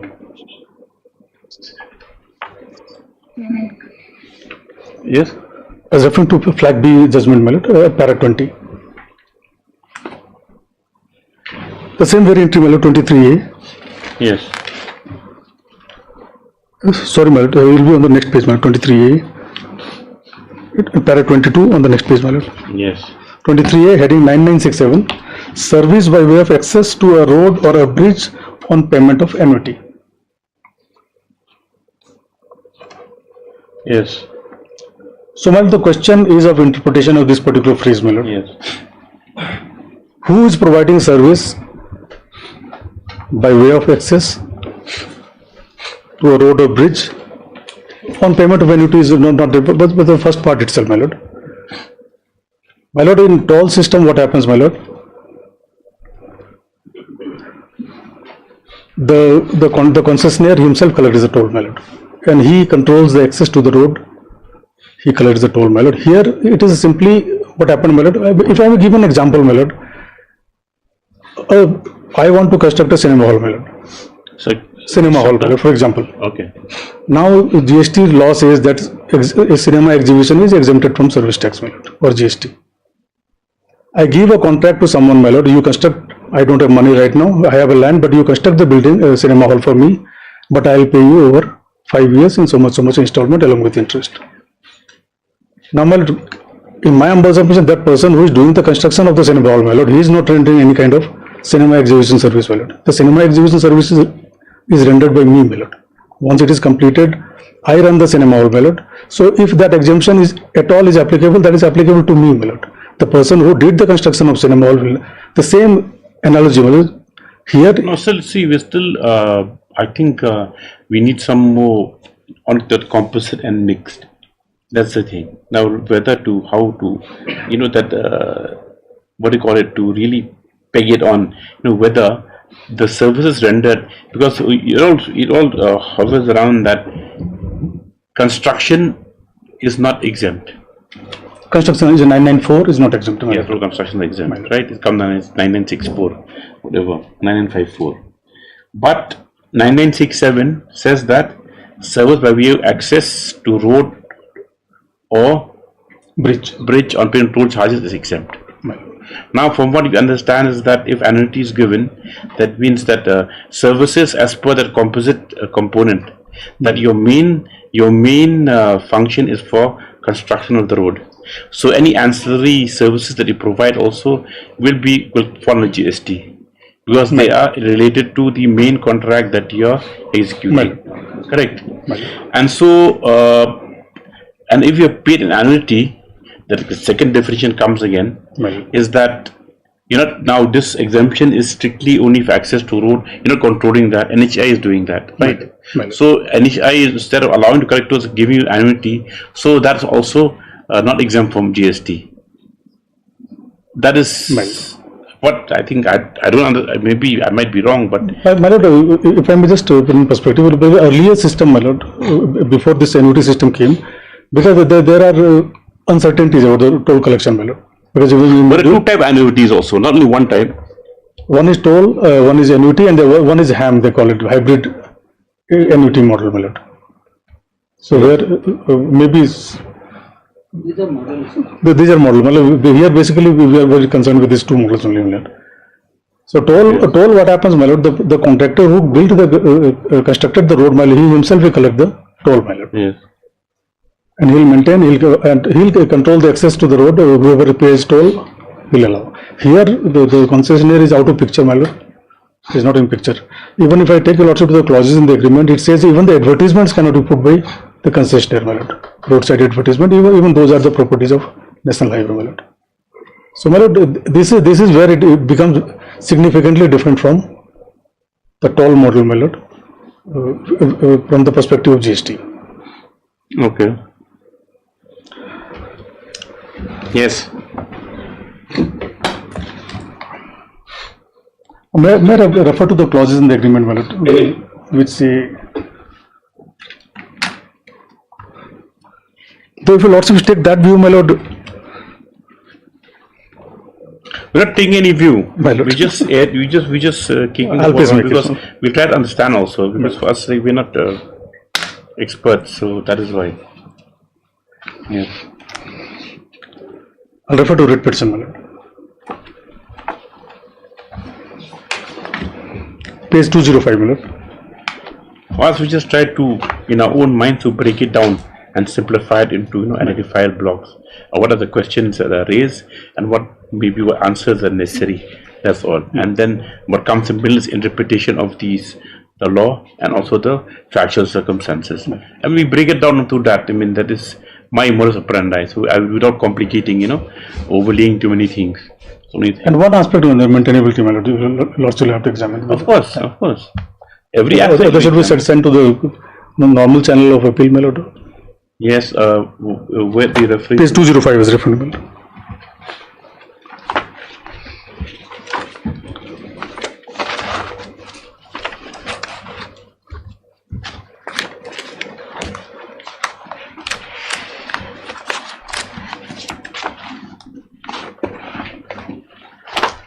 If you are read as respondent number 1, why did the state argue first? Well, Mr. Singhan said he is prepared. Well, Conrad Senior, he allowed me to argue because he said he will argue later. Same line, well. Okay. But I was really unprepared that time. Also. Yes. Grant of concession. 205 minute. The scope of the project. Yes. 2.1 scope of the project. The scope of the project shall mean and include during the concession period A. Construction of the project highway on the site set forth in Schedule A and as specified in Schedule B together with provision of project facilities as specified in Schedule 2, Schedule C and in conformity with the specifications and standards set forth in Schedule D. Operation and maintenance of the project highway in accordance with the provisions of this agreement. Performance and fulfillment of all other obligations and questionnaire in accordance with the provisions of this agreement, so and so. So basically, the scope is only to construct value and operation and maintenance for the period of concession value. Yes. And now, next I'll take your lordship to page 259.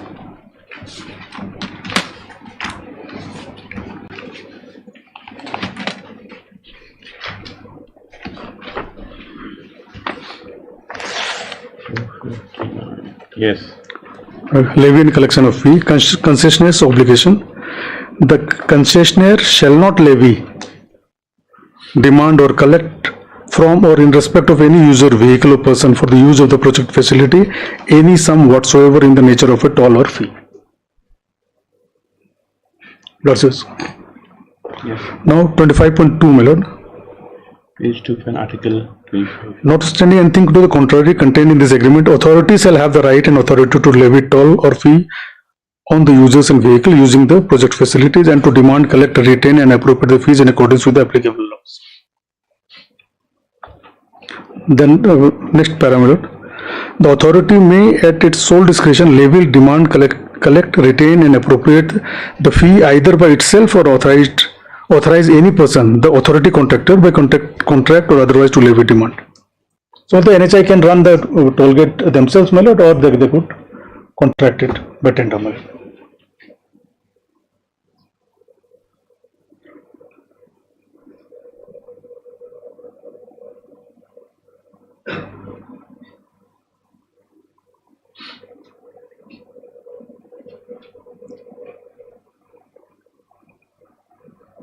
Yes. Then next page 261, my lord, clause 27. 27.1. Subject to the provisions of this agreement, the concessionaire upon annuity of 72 crore 51 lakh rupees, 6 monthly, my lord, for a period of 17 years. A period of 17 years. 17 is, it is for 70, but it is Subject provision agreement till 2031, my lord. It is there somewhere. I'll point that out, my lord. Yes.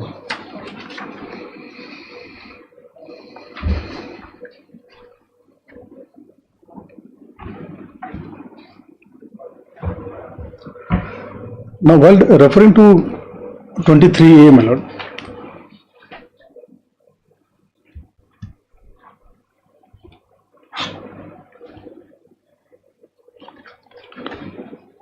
one second.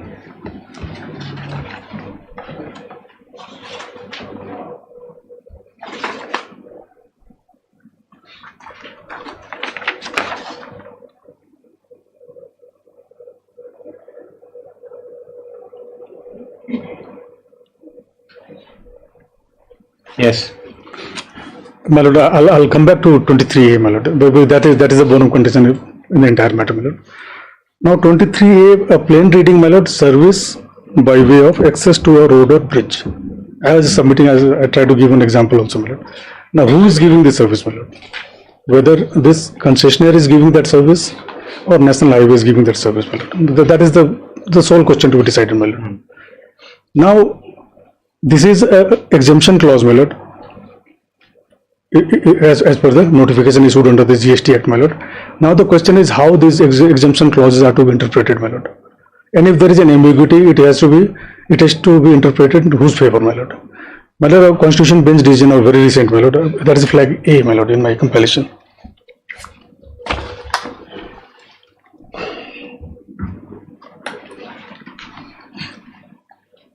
Justice Ranjan Gogoi and V. Ramana, this is a Constitution bench judgment, my lord. I'll refer to para 53, 54, 55 and 56. Para 53, 4, 5 and 66. 53, 54, 55 and 66. 66.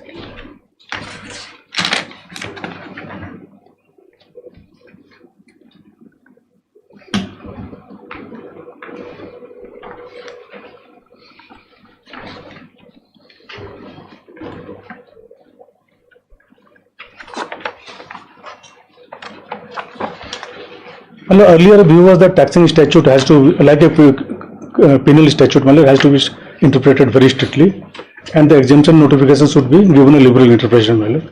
This is what Supreme Court said, my lord. Supreme Court said no, even exemption notification has to be given a very strict interpretation, and if there is an ambiguity, it has to be interpreted in favor of the government matter, in favor of the revenue. Para 53, my lord. I'll read few paragraphs. After thoroughly examining the various precedents, some of which were cited before us, and after giving our anxious consideration, we would be more than justified to conclude and also compelled to hold that every taxing statute, including charging, computation and exemption clause at the threshold stage, should be interpreted strictly. Further, in case of ambiguity in charging provision, the benefit must necessarily go in favor of subject SSC. But the same is not true for an exemption notification, wherein the benefit of ambiguity must be strictly interpreted in favor of the revenue state. In Govind Saran Ganga Saran versus CST, this court pointed out three components of a taxing statute, namely subject of the tax, person liable to pay tax, and the rate at which the tax is to be levied. If there is any ambiguity in understanding any of the components, no tax can be levied till the ambiguity or defect is removed by the legislature. There is abundant jurisprudential justification for this. In the governance of rule of law by written constitution, there is no implied power of taxation. The tax power must be specifically conferred, and it should be strictly in accordance with the power to so endowed by the constitution itself. It is for this reason that the court insists upon strict compliance before a state demands and extracts money from its citizen towards various taxes. Any ambiguity in a taxation provision therefore is interpreted in favor of the subject SSC. The statement of law that ambiguity in a taxation statute should be interpreted strictly, and in the event of ambiguity, the benefit should go to the subject SSC may warrant visualizing different situations. For instance, if there is ambiguity in the subject of tax, that is to say, who are the person or things liable to pay tax, and whether the revenue is established conditions before raising and justifying a demand. Similar is a case in roping all persons within the tax net, in which event the state is to prove the liability of the persons as may arise within a strict language of law. There cannot be any implied concept either in identifying the subject of tax or person liable to pay tax. That is why it is often said that subject is not to be taxed unless the words of the statute unambiguously impose a tax on him. That one has to look merely at the words clearly stated, and there is no room for any indentment or presumption as to tax. It is only the letter of the law and not the spirit of the law to guide the interpreter to decide the liability to pay to tax, ignoring any amount of hardship and eschewing equity in taxation. Thus, we may emphatically reiterate that in the event of ambiguity in a taxation liability statute, the benefit should go to the subject SSC. But in a situation where tax exemption has to be interpreted, the benefit of doubt should go in favor of the revenue. The aforesaid conclusions are expounded only as a prelude to better understand the jurisprudential basis of our conclusion. We may now consider the following decision which support our view. Well, I can come to para 66, the concluding part, my lord. para 66.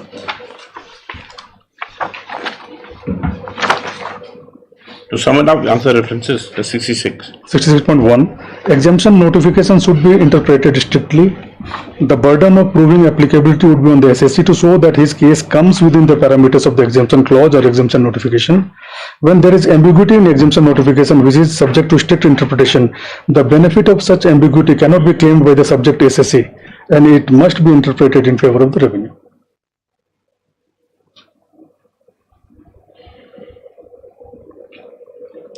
Yes. So, my lord, our case is, my lord, this the ambiguity, if they say there is an ambiguity in the exemption clause, my lord, the interpretation has to be in favor of the department. They have to make out a clear case, my lord, that they are providing the service of access to road or bridge, which in my submission, my lord, is not a case, my lord. That's it. On this aspect, my lord. Now, so there are certain peripheral issues raised, my lord. One was with regard to the authority of DGGI, my lord. I have annexed two decisions on that. Flag C. Proper officer. Proper officer, my lord. Yes. And flag D is a very comprehensive judgment, my lord. This is also of October 24, my lord, after filing of the presented petition. This is Flag D, my lord. AK Logistics. My lord. This was rendered on October 3, 24, after filing of the presented petition. Paragraphs? Paragraph 49, 50, 51, my lord.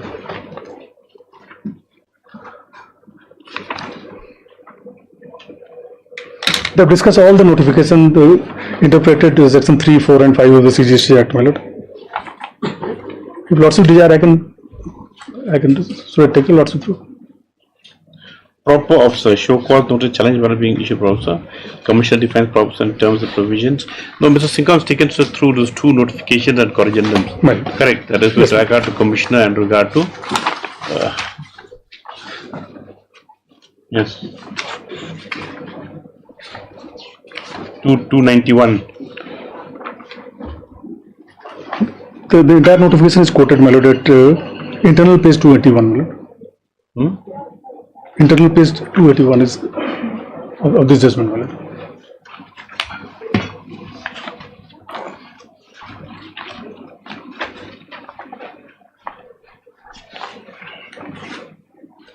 Yes. The entire The same one. That same July 127 is but quoted. the corrigendum came as late as in 2019, if I correctly recall. Even that is quoted on the next page, my lord. July 29, 2019. Oh yes.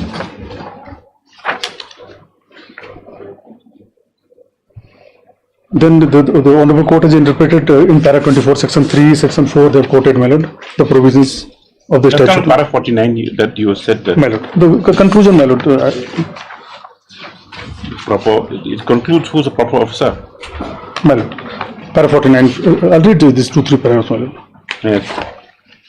The notification dated July 1, 27 and February 9, 2018 thus confers power upon the Additional Director General, Goods and Service Tax Intelligence or Additional Director General, Goods and Service Tax or Additional Director General Audit to act as Commissioner and the Deputy Assistant Director, Goods and Service Tax Intelligence or Deputy Assistant Director, Goods and Service Tax or Deputy Assistant Director Audit to act as Deputy Commissioner, Assistant Commissioner as would be evident from the tabular chart, but the aforesaid distinguishable fact as per the discussion made in the factual aspect in the case of Commissioner of Customs versus Syed Ali is not available. Therefore, this court is of the view that by virtue of powers conferred by the board under section 5 of the Act 2017, a notification has been issued conferring power upon the Additional Director General Goods and Service Tax Intelligence or Additional Director General Goods and Service Tax or Additional Director General Audit to act as Commissioner and the Deputy Commissioner, Deputy Public Assistant Director Goods and Service Tax Intelligence or Deputy Assistant Director Goods and Service Tax or Deputy Assistant Director Audit to act as the Deputy Commissioner, Assistant Commissioner,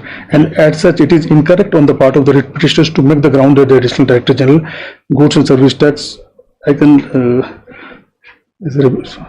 Director General Goods Service Tax or Additional Director General Audit and the Deputy Assistant Goods and Service Tax Intelligence so and so are having no power to initiate a proceeding under the Act 2017. This court therefore is of the view, based upon the aforesaid discussion, that the ground which has been taken by the petitioner to cause the show cause notice due to want of jurisdiction is having no substance. Accordingly, this court is of the view that Additional Director General Goods and so are having jurisdiction to issue show cause notices. Even the previous judgment, my lord, though this is a very short judgment of Madras High Court, my lord, I'll just refer to para 8, my lord.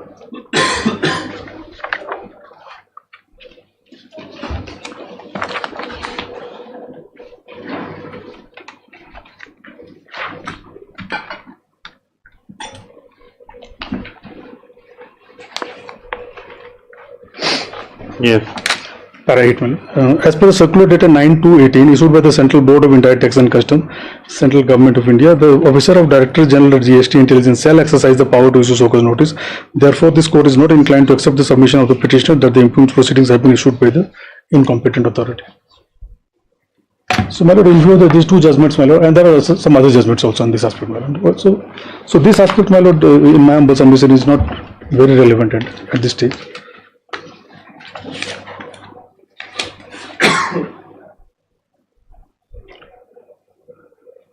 My lord, the third plea that was taken, my lord, was that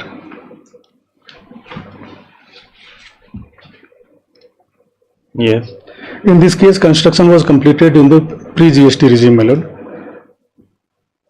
So they will not be liable to pay GST on the annuities which they've received subsequently. No, but he's argued that he said that the thing. Mr. Paul, limitation. Mr. Sincon has covered that aspect. Yes, section 44 annual returns must be filed and rule 80, then 74(2). So notification why is extended till 31/1/2020.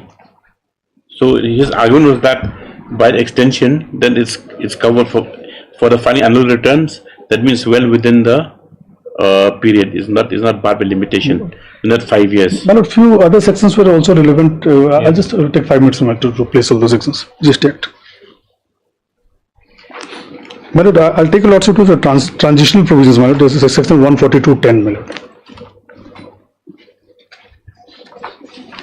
142(10). Yes, madam. 142 subsection 10. Madam.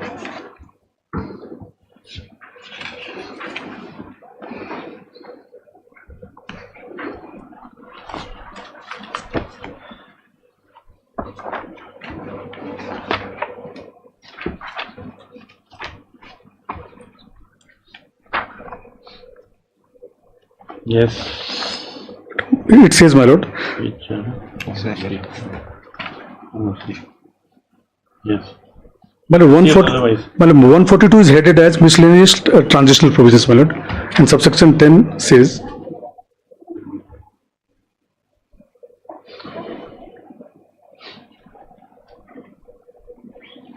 save as otherwise provided in this chapter, the goods and services, or both, supplied on or after the appointed day in pursuance of a contract entered into prior to the appointed date, shall be liable to tax under the provisions of this Act.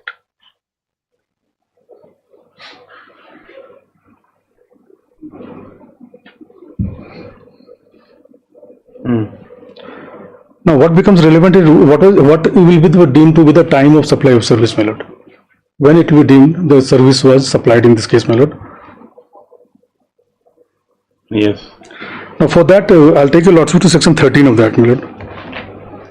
1(3).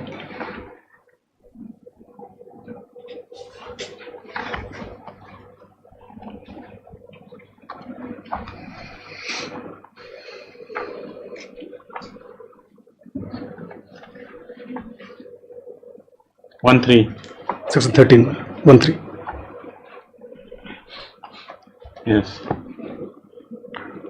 Well, section 12 deals with time of supply of goods, my lord, and 13 deals with time of supply of service, my lord. Yes.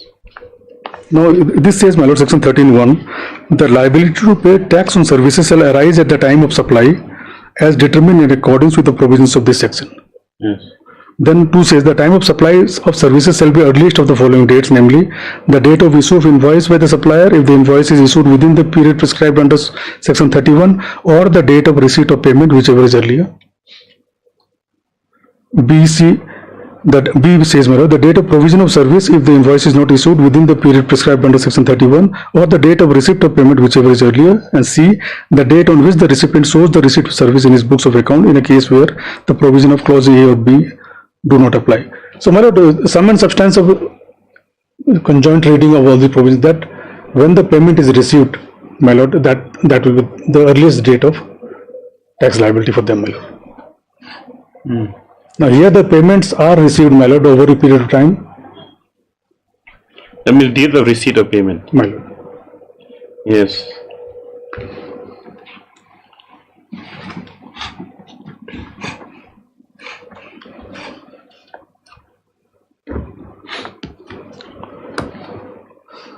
So, in view of these provisions, my lord, they cannot take a plea that because the construction was completed that period pre-GST, my lord, they are not liable at all to pay the tax because the considerations are being received with them in the GST regime, my lord. So, in terms of these provisions, they are liable to pay. But the fourth issue taken is with regard to NCLT, my lord. Yes, that's important. Yes. My lord, Mr. Sincon has referred to a judgment, my lord. They are not part of the judicial proceedings. Electro-steel, my lord. Yes. Electro-steel case judgment, Mr. Sincon has referred to, he's relied on that, my lord. My only submission is, my lord, this aspect is to be looked into by another authority, my lord, but not by this honorable court, my lord. Adjudication order comes, my lord, whether the adjudication order is enforceable or not. To have an adjudication order is a different authority, my lord. Now, once we get an adjudication order with a demand, now whether the demand can be enforced or executed, my lord, that is not what will arise that time. Will arise that time, and before with that authority, well, not before the customs authority or. I realize that there are conflicting decisions of various high courts on this point, but there's. Well, I'm saying it may not be enforceable because there is no clarity, no absolute clarity on that, my lord. But that, in my humble opinion, that cannot be a reason, my lord, to set aside or interfere with the adjudication order, my lord. Yes, you're correct. That's a different jurisdiction altogether. Right. But even then, yes. It may not be enforceable, my lord. I'm not saying anything of that. Or yes. It may be enforceable, my lord. But that is for a different authority to take a call, my lord, on that at an appropriate time, my lord. Yes. So that's it.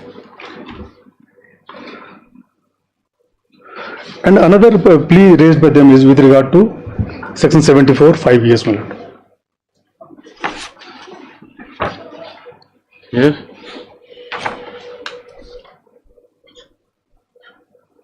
Section 73 and 74, my lord.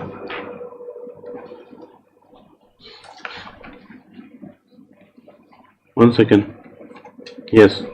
Section 73 basically says, my lord, that in normal circumstances where there is no fraud or suppression, my lord, the limitation period will be 3 years. That's Section 73(10), my lord.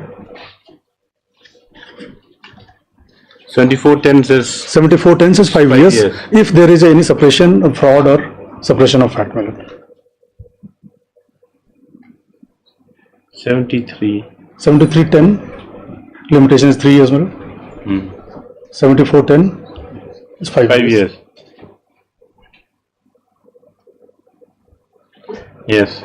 Now, my lord, this aspect, without dwelling into the merit, whether there is suppression of fact or not, my lord. My lord, there is a cat and mouse decision, my lord. This aspect is not to be examined in 226, my lord. For this relief, this is a proper relief before the appellate authority. Yes.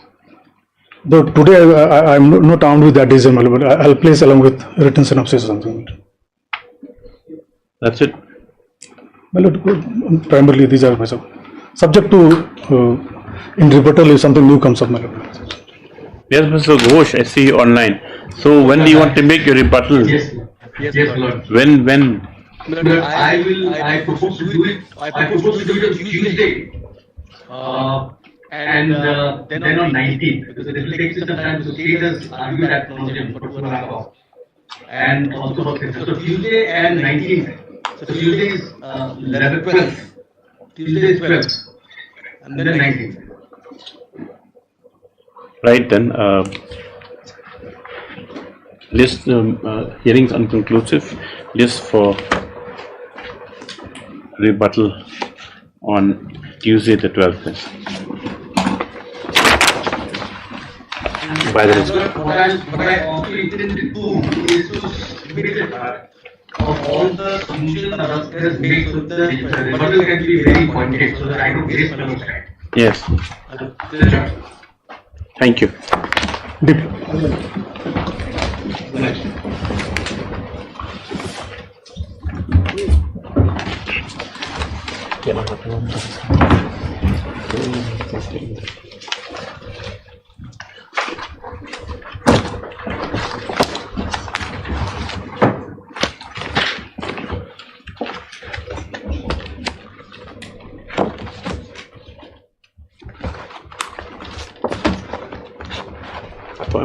This on 12.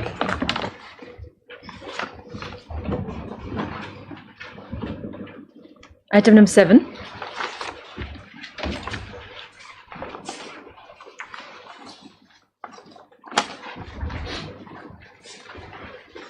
Yes. Start. My lord, The bench matter, my lord, is coming up on 11th, my lord. So I'm praying this matter can be taken up Bench next matter? week. My lord, this matter, my lord, may kindly see the last order. Oh, it's coming back on 11th. 11th. 11th. It'll come after 2 weeks, Your Lordship. 11th of August. Of August. Yes, Ms. Adatas prays that the matter be adjourned to await any outcome from the hearing of a candidate matter before the other different bench of this court. According to this on 19th. No, 19th is Tuesday. Yes. Apply, Your Lordship.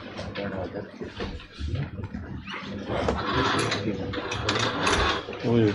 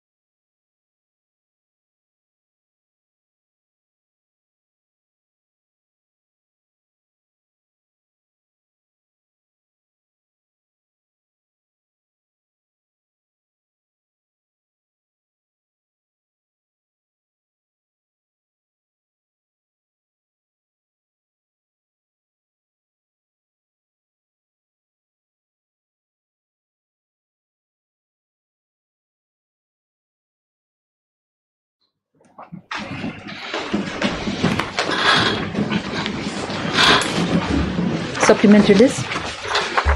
Pronouncement of judgment, item number 1.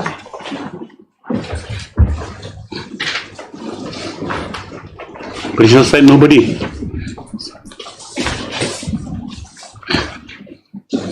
Yes,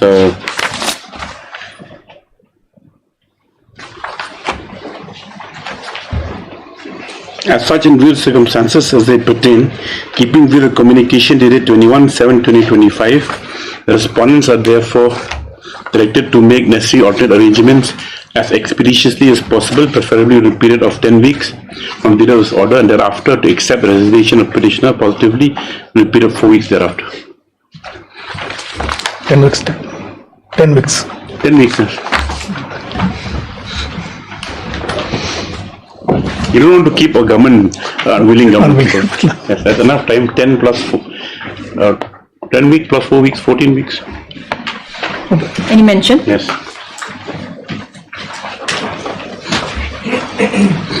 My lord, item number 22. No, this is the bank matter we are having among the wives. We had the dispute going on. My lord, we have reached the final stage of settlement and we will be executing there is no stay, nothing is going on. Within 1 week we will finish it. Actually, I called. Paid? No. How much have you paid till now? We have not paid. What I had willing to pay? My lord, whatever is the outstanding, we are just coming to an amicable thing that we'll finish it up now. So only Where's MS? Actually, Your Honor, your Lordship, my seniors is in the occupying in the another room, so that. You have any objection to the adjournment? No objection, Your Honor. And fine, after 1 week case. My lord, actually, one of my co-counsels, the counsel for the wives, I spoke to him. There is a bereavement in his family, so that is why we could not finish it. 1 week. Buckets. No, we'll send for mediation otherwise. No, 1 week's time we'll come. God bless you. God bless you. Please, Your Lordship. Your Lordship, beg to mention item number 24, Your Lordship. On behalf of the respondent number 3 and 4, Your Lordship. I'm for respondent 5. Your Lordship, I have no objection, but there's an interim order. I pray for extension of the same, Your Lordship. You're paying there? For the respondent number 3 and 5, my lord, they have engaged me yesterday itself. Why? So, they have engaged me, my lord. I don't know. Engage you? Yes, my lord. So, I need some 3 and 5 is from Muda? No, this is for municipal, my lord. Municipal, Shillong Municipal Board. So, but you're not appearing anymore? No, Your Lordship. So, I'll be entering appearance, my lord. I was directed. But Mr. Philemon Nobody is appearing for 3 and 4. We are not, Your Lordship, we are not aware of the new development. You're drawing? We'll yet to hand over the file, Your Lordship. Then after how long? 2 weeks only, my lord. I will get the file in 2 weeks. SD submits that appraiser will have 2 weeks time as he's just been newly engaged. Yes, on behalf of respondents number 3 and 4. 3 and 4. Yes, ma'am. 3 and 4. Yes, sir. Yes, praise allowed. Just after 2 weeks, interim order when he shall continue. Highly obliged, Your Lordship. My lord, I beg to mention item number 17, my lord. Praying if this matter can be taken up after 2 weeks. 17? What's about a VC? No, my lord. This is that regarding that Maxwellton town, my lord, that matter. Abdul Sattar? Maxwellton 17, my lord. Oh, Hirari in 19. 17, my lord. Hirari in 19. Okay, 2 weeks, yes. Much obliged. Yes. My lord, item number 15, my lord. I'm for the petitioner, my lord. This was heard, my lord. Part heard matter? Yes, part heard matter, my lord. Only thing is this, my lord. I have come across some judgments, my lord, where if in case the termination is set aside, my lord, he can be reinstated. That was the objection which they have raised, my lord. I just want to go through these judgments, my lord. If it can be taken out after 1 week. 1 week. And item number 20 also, my lord, after 2 weeks, my lord. I'm for the petitioner, my lord. Here. I'm from the respondent. No objection. 20. My lord. No, 20. This is 15. Okay, 15, 20. Okay, 2 weeks each. My lord.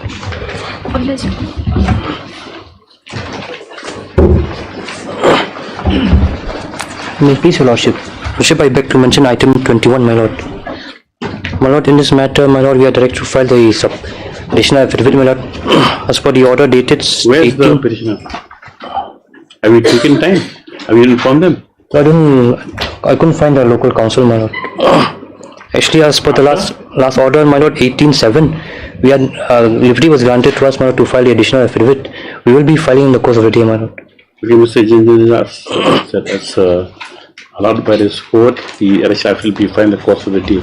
Releases matter after 2 weeks for joint evidence. Yes. Deeply advised. 23. May I please, Your Lordship? Your Lordship, I beg to mention item number 19. I'm paying for 2 weeks' time, Your Lordship. My Lord, 18 is connected, my Lord. 18 and 19 is 18 and 19, my Lord.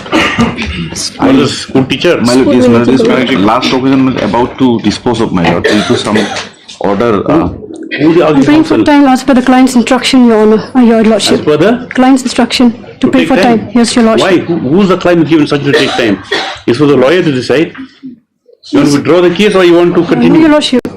You want to withdraw? You're paying for No, I'm for the petitioner. No, I'm for the petitioner. I'm for the petitioner, Sultan Mahmud, Your Lordship. Item number 19. Item number 9. Item number 19, my 19. Lord. For Mr. Qureshi, my Lord. Yeah. Under instructions. Where's Mr. Qureshi? It's lux before the quorum number 1, Your Lordship. What is the matter about? My Lord, regarding headmaster, my Lord. In charge was appointed and senior most teacher, I am the senior most teacher. And decided that will be decided by the DI, my Lord, now. Where's the school located? In Shillong? No, my Lord, Where? West Garo West Hills, Garo. my Lord. West Garo Hills, under Dadangiri, my Lord. Okay, after 1 week, you just tell Mr. Qureshi. No additional instructions of your clients. Although he's not interested, you withdraw the matter. Yes. Hello. Yes, Your Lordship. Much obliged. Hello.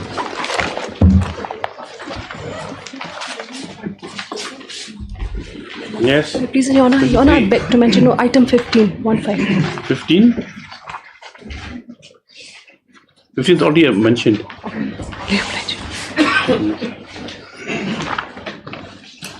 They didn't inform you.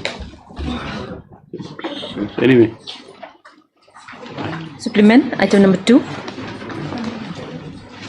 May it please, Lord. Those are the petitioner. My lord. Oh, yes. I'm receiving for the private parties instruction, my Lord. What's the matter? This is with regard to denial of permission for grant of renovation of bungalows and plants, my Lord. I will only take 2 minutes, my Lord. You're for Cantonment Board? No, my lord. I'm against Cantonment Board in this case, my Lord. My lord, see. Where's Mr. Mahant? Have you served notice? We have served the copy, my lord. Then? My lord, we have served the copy. Where is he? Where's the respondent? My lord, even the name is reflected, I believe, in the cause list. Take up tomorrow. This requires consideration. No, where's big? At least you should. My lord, it may come up. A standing council tomorrow. My lord, it may come up after a while. We'll just find out. Okay, yes, after some time. Your Lordship may have it tomorrow. Your Lordship may have it tomorrow, and Mr. Victim will inform. Mr. NK, do the counsel for the petitioner and for respondent's number. State is a respondent too. No, my lord. Only one respondent, Cantonment. None appears in the Young Cantonment Board. Only list the matter tomorrow. Yes. Publish, my lord. Yes. Then why is Mr. Amit Kumar submitting? But why is he coming in the middle then if he's not even a party? No, my lord, as a private senior counsel. Oh, you're paying for the petitioner. I'm so sorry. He should have informed the court at least. I thought that's for the state. Yes. Item number 2. Yes. Come to again, Mr. Do the counsels for the petitioner. Senior counsel, Mr. E. Kumar and Mr. Assessor is in Kerala's present behalf of the petitioner. None appears to respond this matter tomorrow. Yes, for motion. Item number 2. Yes. Daily list. May I please, Lordship? Yes. My Lord, this is a contempt petition against the order dated 1/5/2024, my Lord. Have you filed affidavit? We have not filed I have filed, my Lord. Thereafter, the additional affidavit has been also filed, my Lord. Yes. But in the additional affidavit, their intention is not compliance of this order. Kindly see the additional affidavit, page number 4, annexure A, my Lord. But there is subsequent development, my lord. I'll just place the latest, my lord, please. Yes? I'll place the latest instruction, my lord.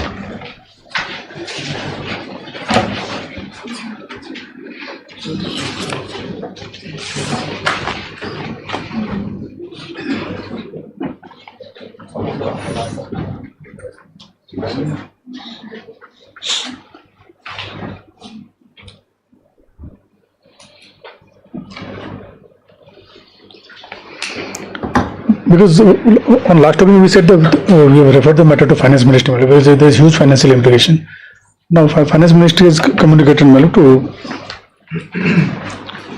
take appropriate decision to MHA. Some more time we granted. We are actively pursuing it, madam. Do you have given him a copy? Who's appearing? Not yet, my lord. I will send my assistant, my lord, then matter may be taken the next week, my lord. I will go through on it, my lord. Dr. Mozika has produced a communication dated 23/7 today with Dr. Mozika and Mozika and DSGI has produced a communication dated 23/7/2025 showing the steps taken by the respondents for compliance of the orders of this court. As next from Mr. V. Kumar Padi is that a copy may be given to him. Accordingly, DSGI to supply a copy this after 2 weeks for further orders. Much obliged. Item number 3.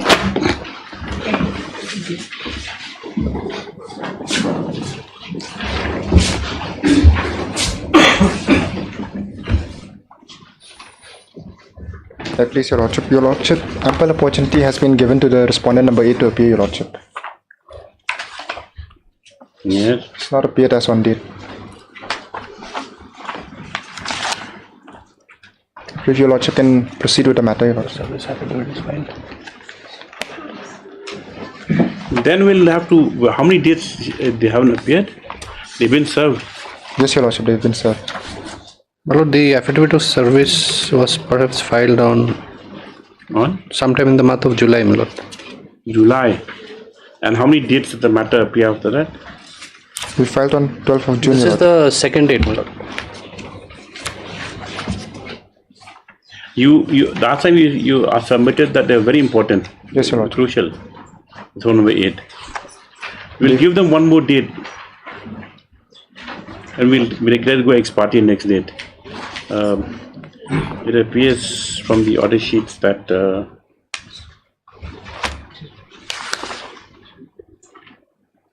respondent number 8, those served, has not appeared on 2 consecutive dates. Accordingly, however, it is of justice that the matter appear after 2 weeks if the respondent number 8 is not present on that date, the matter shall proceed ex parte against the respondent. All right. Item number. This is in orders, my lord. Item number 4.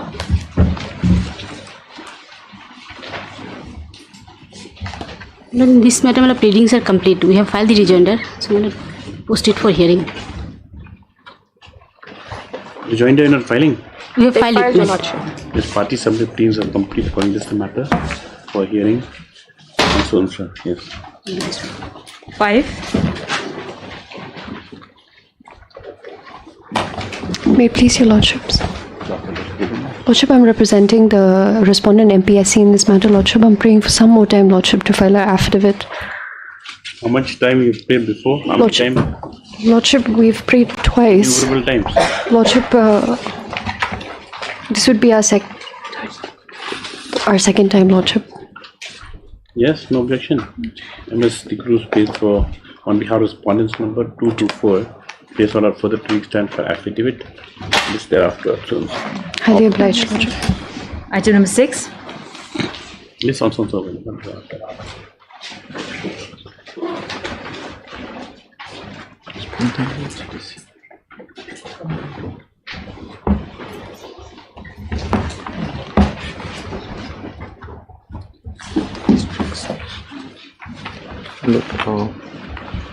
My lord, as per the last order, my lord, the respondent GHDC has submitted, my lord, the demarcation already, my lord. Where's Mr. D? He was here just now. He's supposed to obtain written instructions. Yes, my lord. Yes. He's on next, Lordship. What instructions have you received? What happened with Hassan? My lord, because instruction has to receive from the GHDC. From GHDC whether demarcation has been done or not. It's been done demarcation? No, my lordship. Not done? Done. No, well, as per the order, my lord, of the May, the order was issued and demarcation was done. 16/7/2025. Yes, my lord. Yes, my lord. He says that, Mr. Day says that. Yes, my lord. The re-demarcation has been conducted. Yes, after some time. After call him. Yes. I love this. Item number 7. Main period. This is the supply, that matter, relating to supply of medical equipment, etc. Board has approved the tender, but it is sent to the finance department for concurrence. So now it is before the finance. Lordships, he's on like Lordships. Yes. Lordships, if the matter may come up tomorrow. Tomorrow? The board has approved, but it has sent to the finance department for concurrence. So your lordship may have it after 1 week. So we'll have final 1 week, lordship. Mr. Lynn Afghan submits that the final orders yet to be passed with regard to the settlement of the tender, award of the contract. So if he has a matter between after 1 week, yes, this after 1 week. Highly obliged, lordship. 8.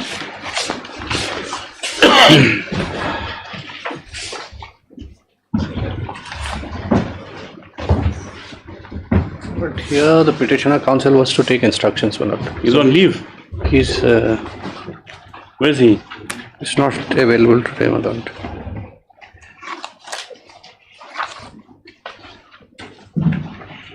None appears for the petitioner. Just after 2 weeks. Obliged, my lord. Yeah, I don't think he knows what case listed. 9. Present to file now.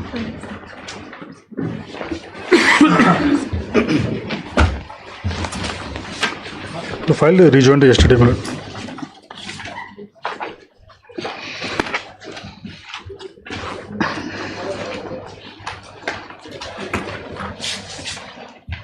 Where's Mr. T.G. Dingdo? Well, he's on legs before the division bench. It can be disposed by admission stage, maybe Monday or Tuesday. Is it on Monday? My lord. Tuesday. Wednesday. Yes, a rejoinder has been filed by the petitioner. Yes, to the affidavit of respondent number 5. List the matter on Wednesday for admission hearing. Right. Endeavor shall be made to dispose of on the next date. Right. That should kindly come ready. Yes. Yes. 10. Yes. Counter affidavit has been filed. Lordship, we've received the affidavit yesterday itself. Lordship, praying for some time for hearing only on the issue of maintainability. They have filed. You won't file rejoinder? I won't file rejoinder. Should be only. The Passas submits that they have just received the affidavit filed by the response number. Respondent states. 1, 2, 3. Yes. 1, 2, 3. He prays that the matter be heard first on a point of maintainability. Yes. Also we have 5 minutes. Well, according to receive the affidavits filed by respondent 1, 2, 3 state respondents and union is number 4. Yes. He prays the matter be heard first on appointment. Yes. Prays allowed list after 1 week. Yes. 11.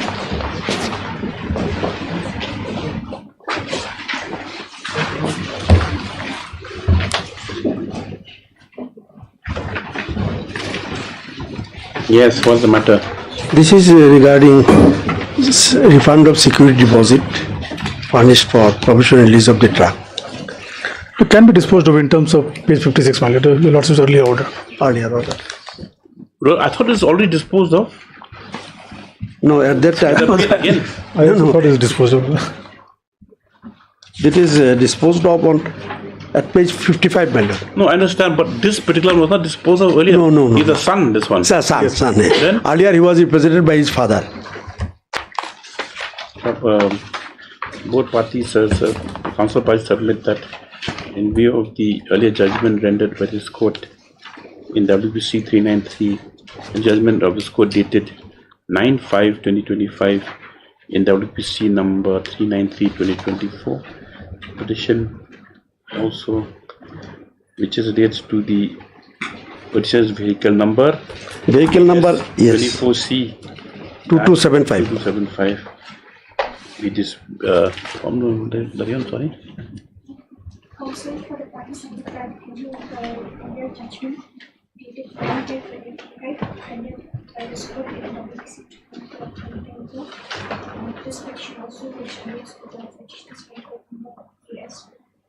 Yes, that's also shall be. That's there is a comma. The respondents are likely to refund or release the entire security deposit within as expeditiously as possible. Yes. Okay. Much obliged. To refund the security deposit. Already refunded? No, man. No, no. Yes, then matter of instance is closed off. Yes. Much obliged. Item number 12. So I just made a sentence right. Yes. Wait, please, Your Lordship. Lordship, I have received the affidavit filed by the state. What regarding? This is a matter to job card holder VEC, Your Lordship. Lordship, the tenure of the present VEC has expired on the 4th August. So I have received the copy of the affidavit filed with the state, whereby in paragraph number 3 they have made statement and admission that we will hold election. This Lordship, matter has with become respect to the infructuous, VEC. in fact. Should dispose it off. Lordship, with direction that election be held upon Election will always verification. be held after the tenure is over. Mr. Erling Constable, the petitioner, has submitted that the affidavit on behalf of the respondents has been received. Received when? 28/7 we had filed. He submits that as the where is written that expired? Paragraph number 13, Your Lordship. As it is been given in where's the date? It's not here. How do you say 4th August? Lordship, in my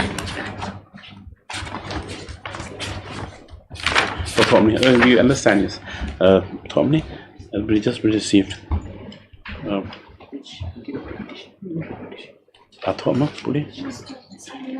At page 19, Your Lordship. Stop. He further submits that as the undertaking has been given therein, or had been given affidavit, that once the term of the present VEC is over, election to the new VEC will be conducted, and all eligible individuals will be allowed to contest the VEC. The petition may be closed as the present term VEC has since expired on 4 August 2025. So upon hearing the submissions of the counsels for the parties, as it is not disputed that the current term of the Molokandi VEC has expired on 4/8/2024, it is expected as the undertaking given in para 13 of the affidavit of the respondents, the fresh elections will be conducted by allowing all eligible voters to take part in the same. Your Lordship, if it may, that proper, not expeditiously, but proper verification of the epic of the job card holders be verified accordingly. Yes, it is also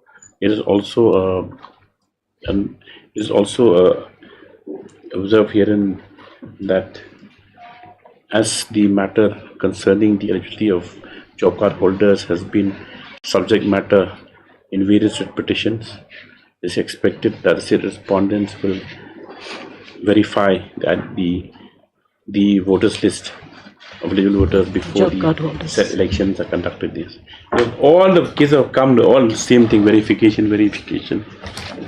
I'll oblige you. Matter stands as more or less.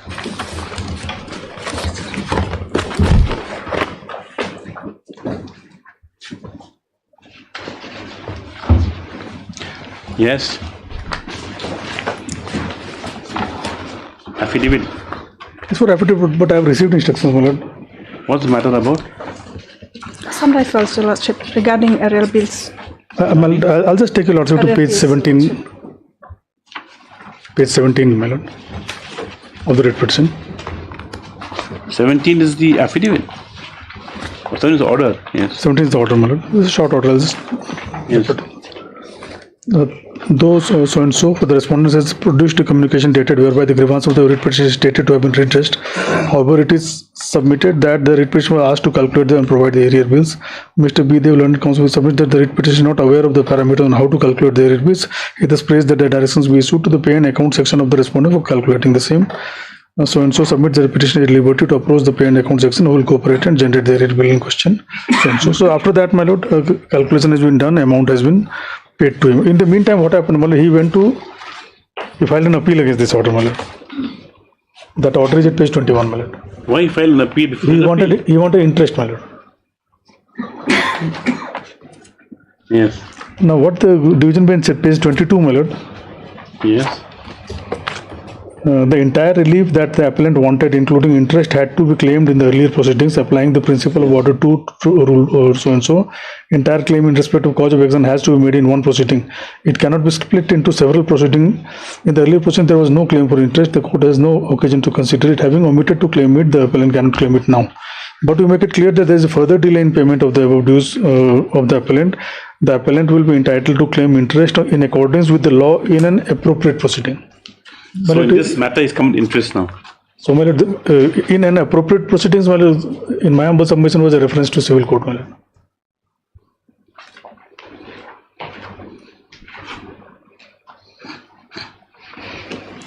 And the amount isn't paid to you, my lord. I have the.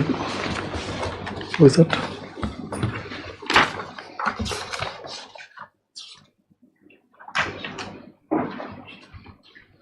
Yes. Now he says that in pursuant to the orders of this court, the respondents have made a part payment to the petitioner towards the payment of arrear bills. However, the balance of arrears, you've been paid. How much have you been paid? 5,20,000. That's all the arrear bills, my lord. All the calculations are there, my lord. Are you satisfied with the calculations? No, Your Lordship. Not satisfied. On what point you're not satisfied? We don't have the calculation before us, but why are you not satisfied? I will seek instruction, Your Lordship, first. Instruction that you're not satisfied. Yeah. That's all. Who's the lead counsel? Mr. B. In Indian Canon, when I search, this person is filed in dozens of cases. The same person? Rajiv Kumar Sarkar. Yes. Put him in Jack branch. Maximum number of cases in this court. In this court? Since the time of got here. He's retired now, he's still serving? He's retired. Were you asking for legal fees also?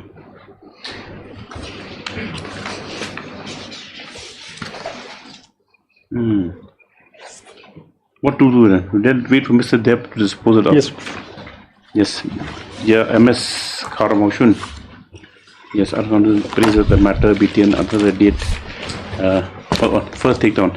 Dr. N. Mozeka today has produced, has submitted instructions that whatever arrear dues that were payable have since been released in favor of the petitioner. Stop MSP call motion submits and view the absence of the arguing counsel. The matter may be adjourned for today. Yes, accordingly, list the matter after 2 weeks. Next week. 2 weeks. 2 weeks, Your Lordship. Okay, 2 weeks. Fully applied. 14.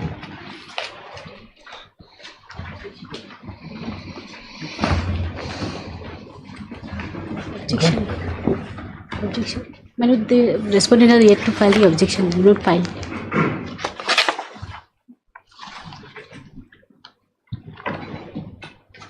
You have put a small objection on point jurisdiction. Yes, Dr. Elmose prays for not further 2 weeks' time to file a short objection. Yes. Just thereafter. Second call, item 6. Yes, Mr. Day, what are your instructions? My lord, I have no instruction on this matter. Only instruction that I have received from the revenue officer, my lord, verbal instruction, the demarcation was done, my lord. But record, I am not in a position. Only you give that it was done on so-and-so date, the presence of so-and-so. That's all it produced for this court. Only the problem. That's the only thing. Yes, my lord. Only thing is this, my lord. The Mondal used to go and demarcate, my lord. He has submitted a report to the revenue officer. Submit report, but the only fact is that whether redemarcation has been done. That's all. Okay, I will try. If you can put material for this court that shows it's done on so-and-so date, they were present or they objected, that doesn't matter. My lord, I will find it out. I will call the revenue officer. Please will out further 2 weeks time to obtain, my lord, or to submit written instructions with regard to the re-demarcation which he has submitted has already been conducted. I will find out. Hearing 16.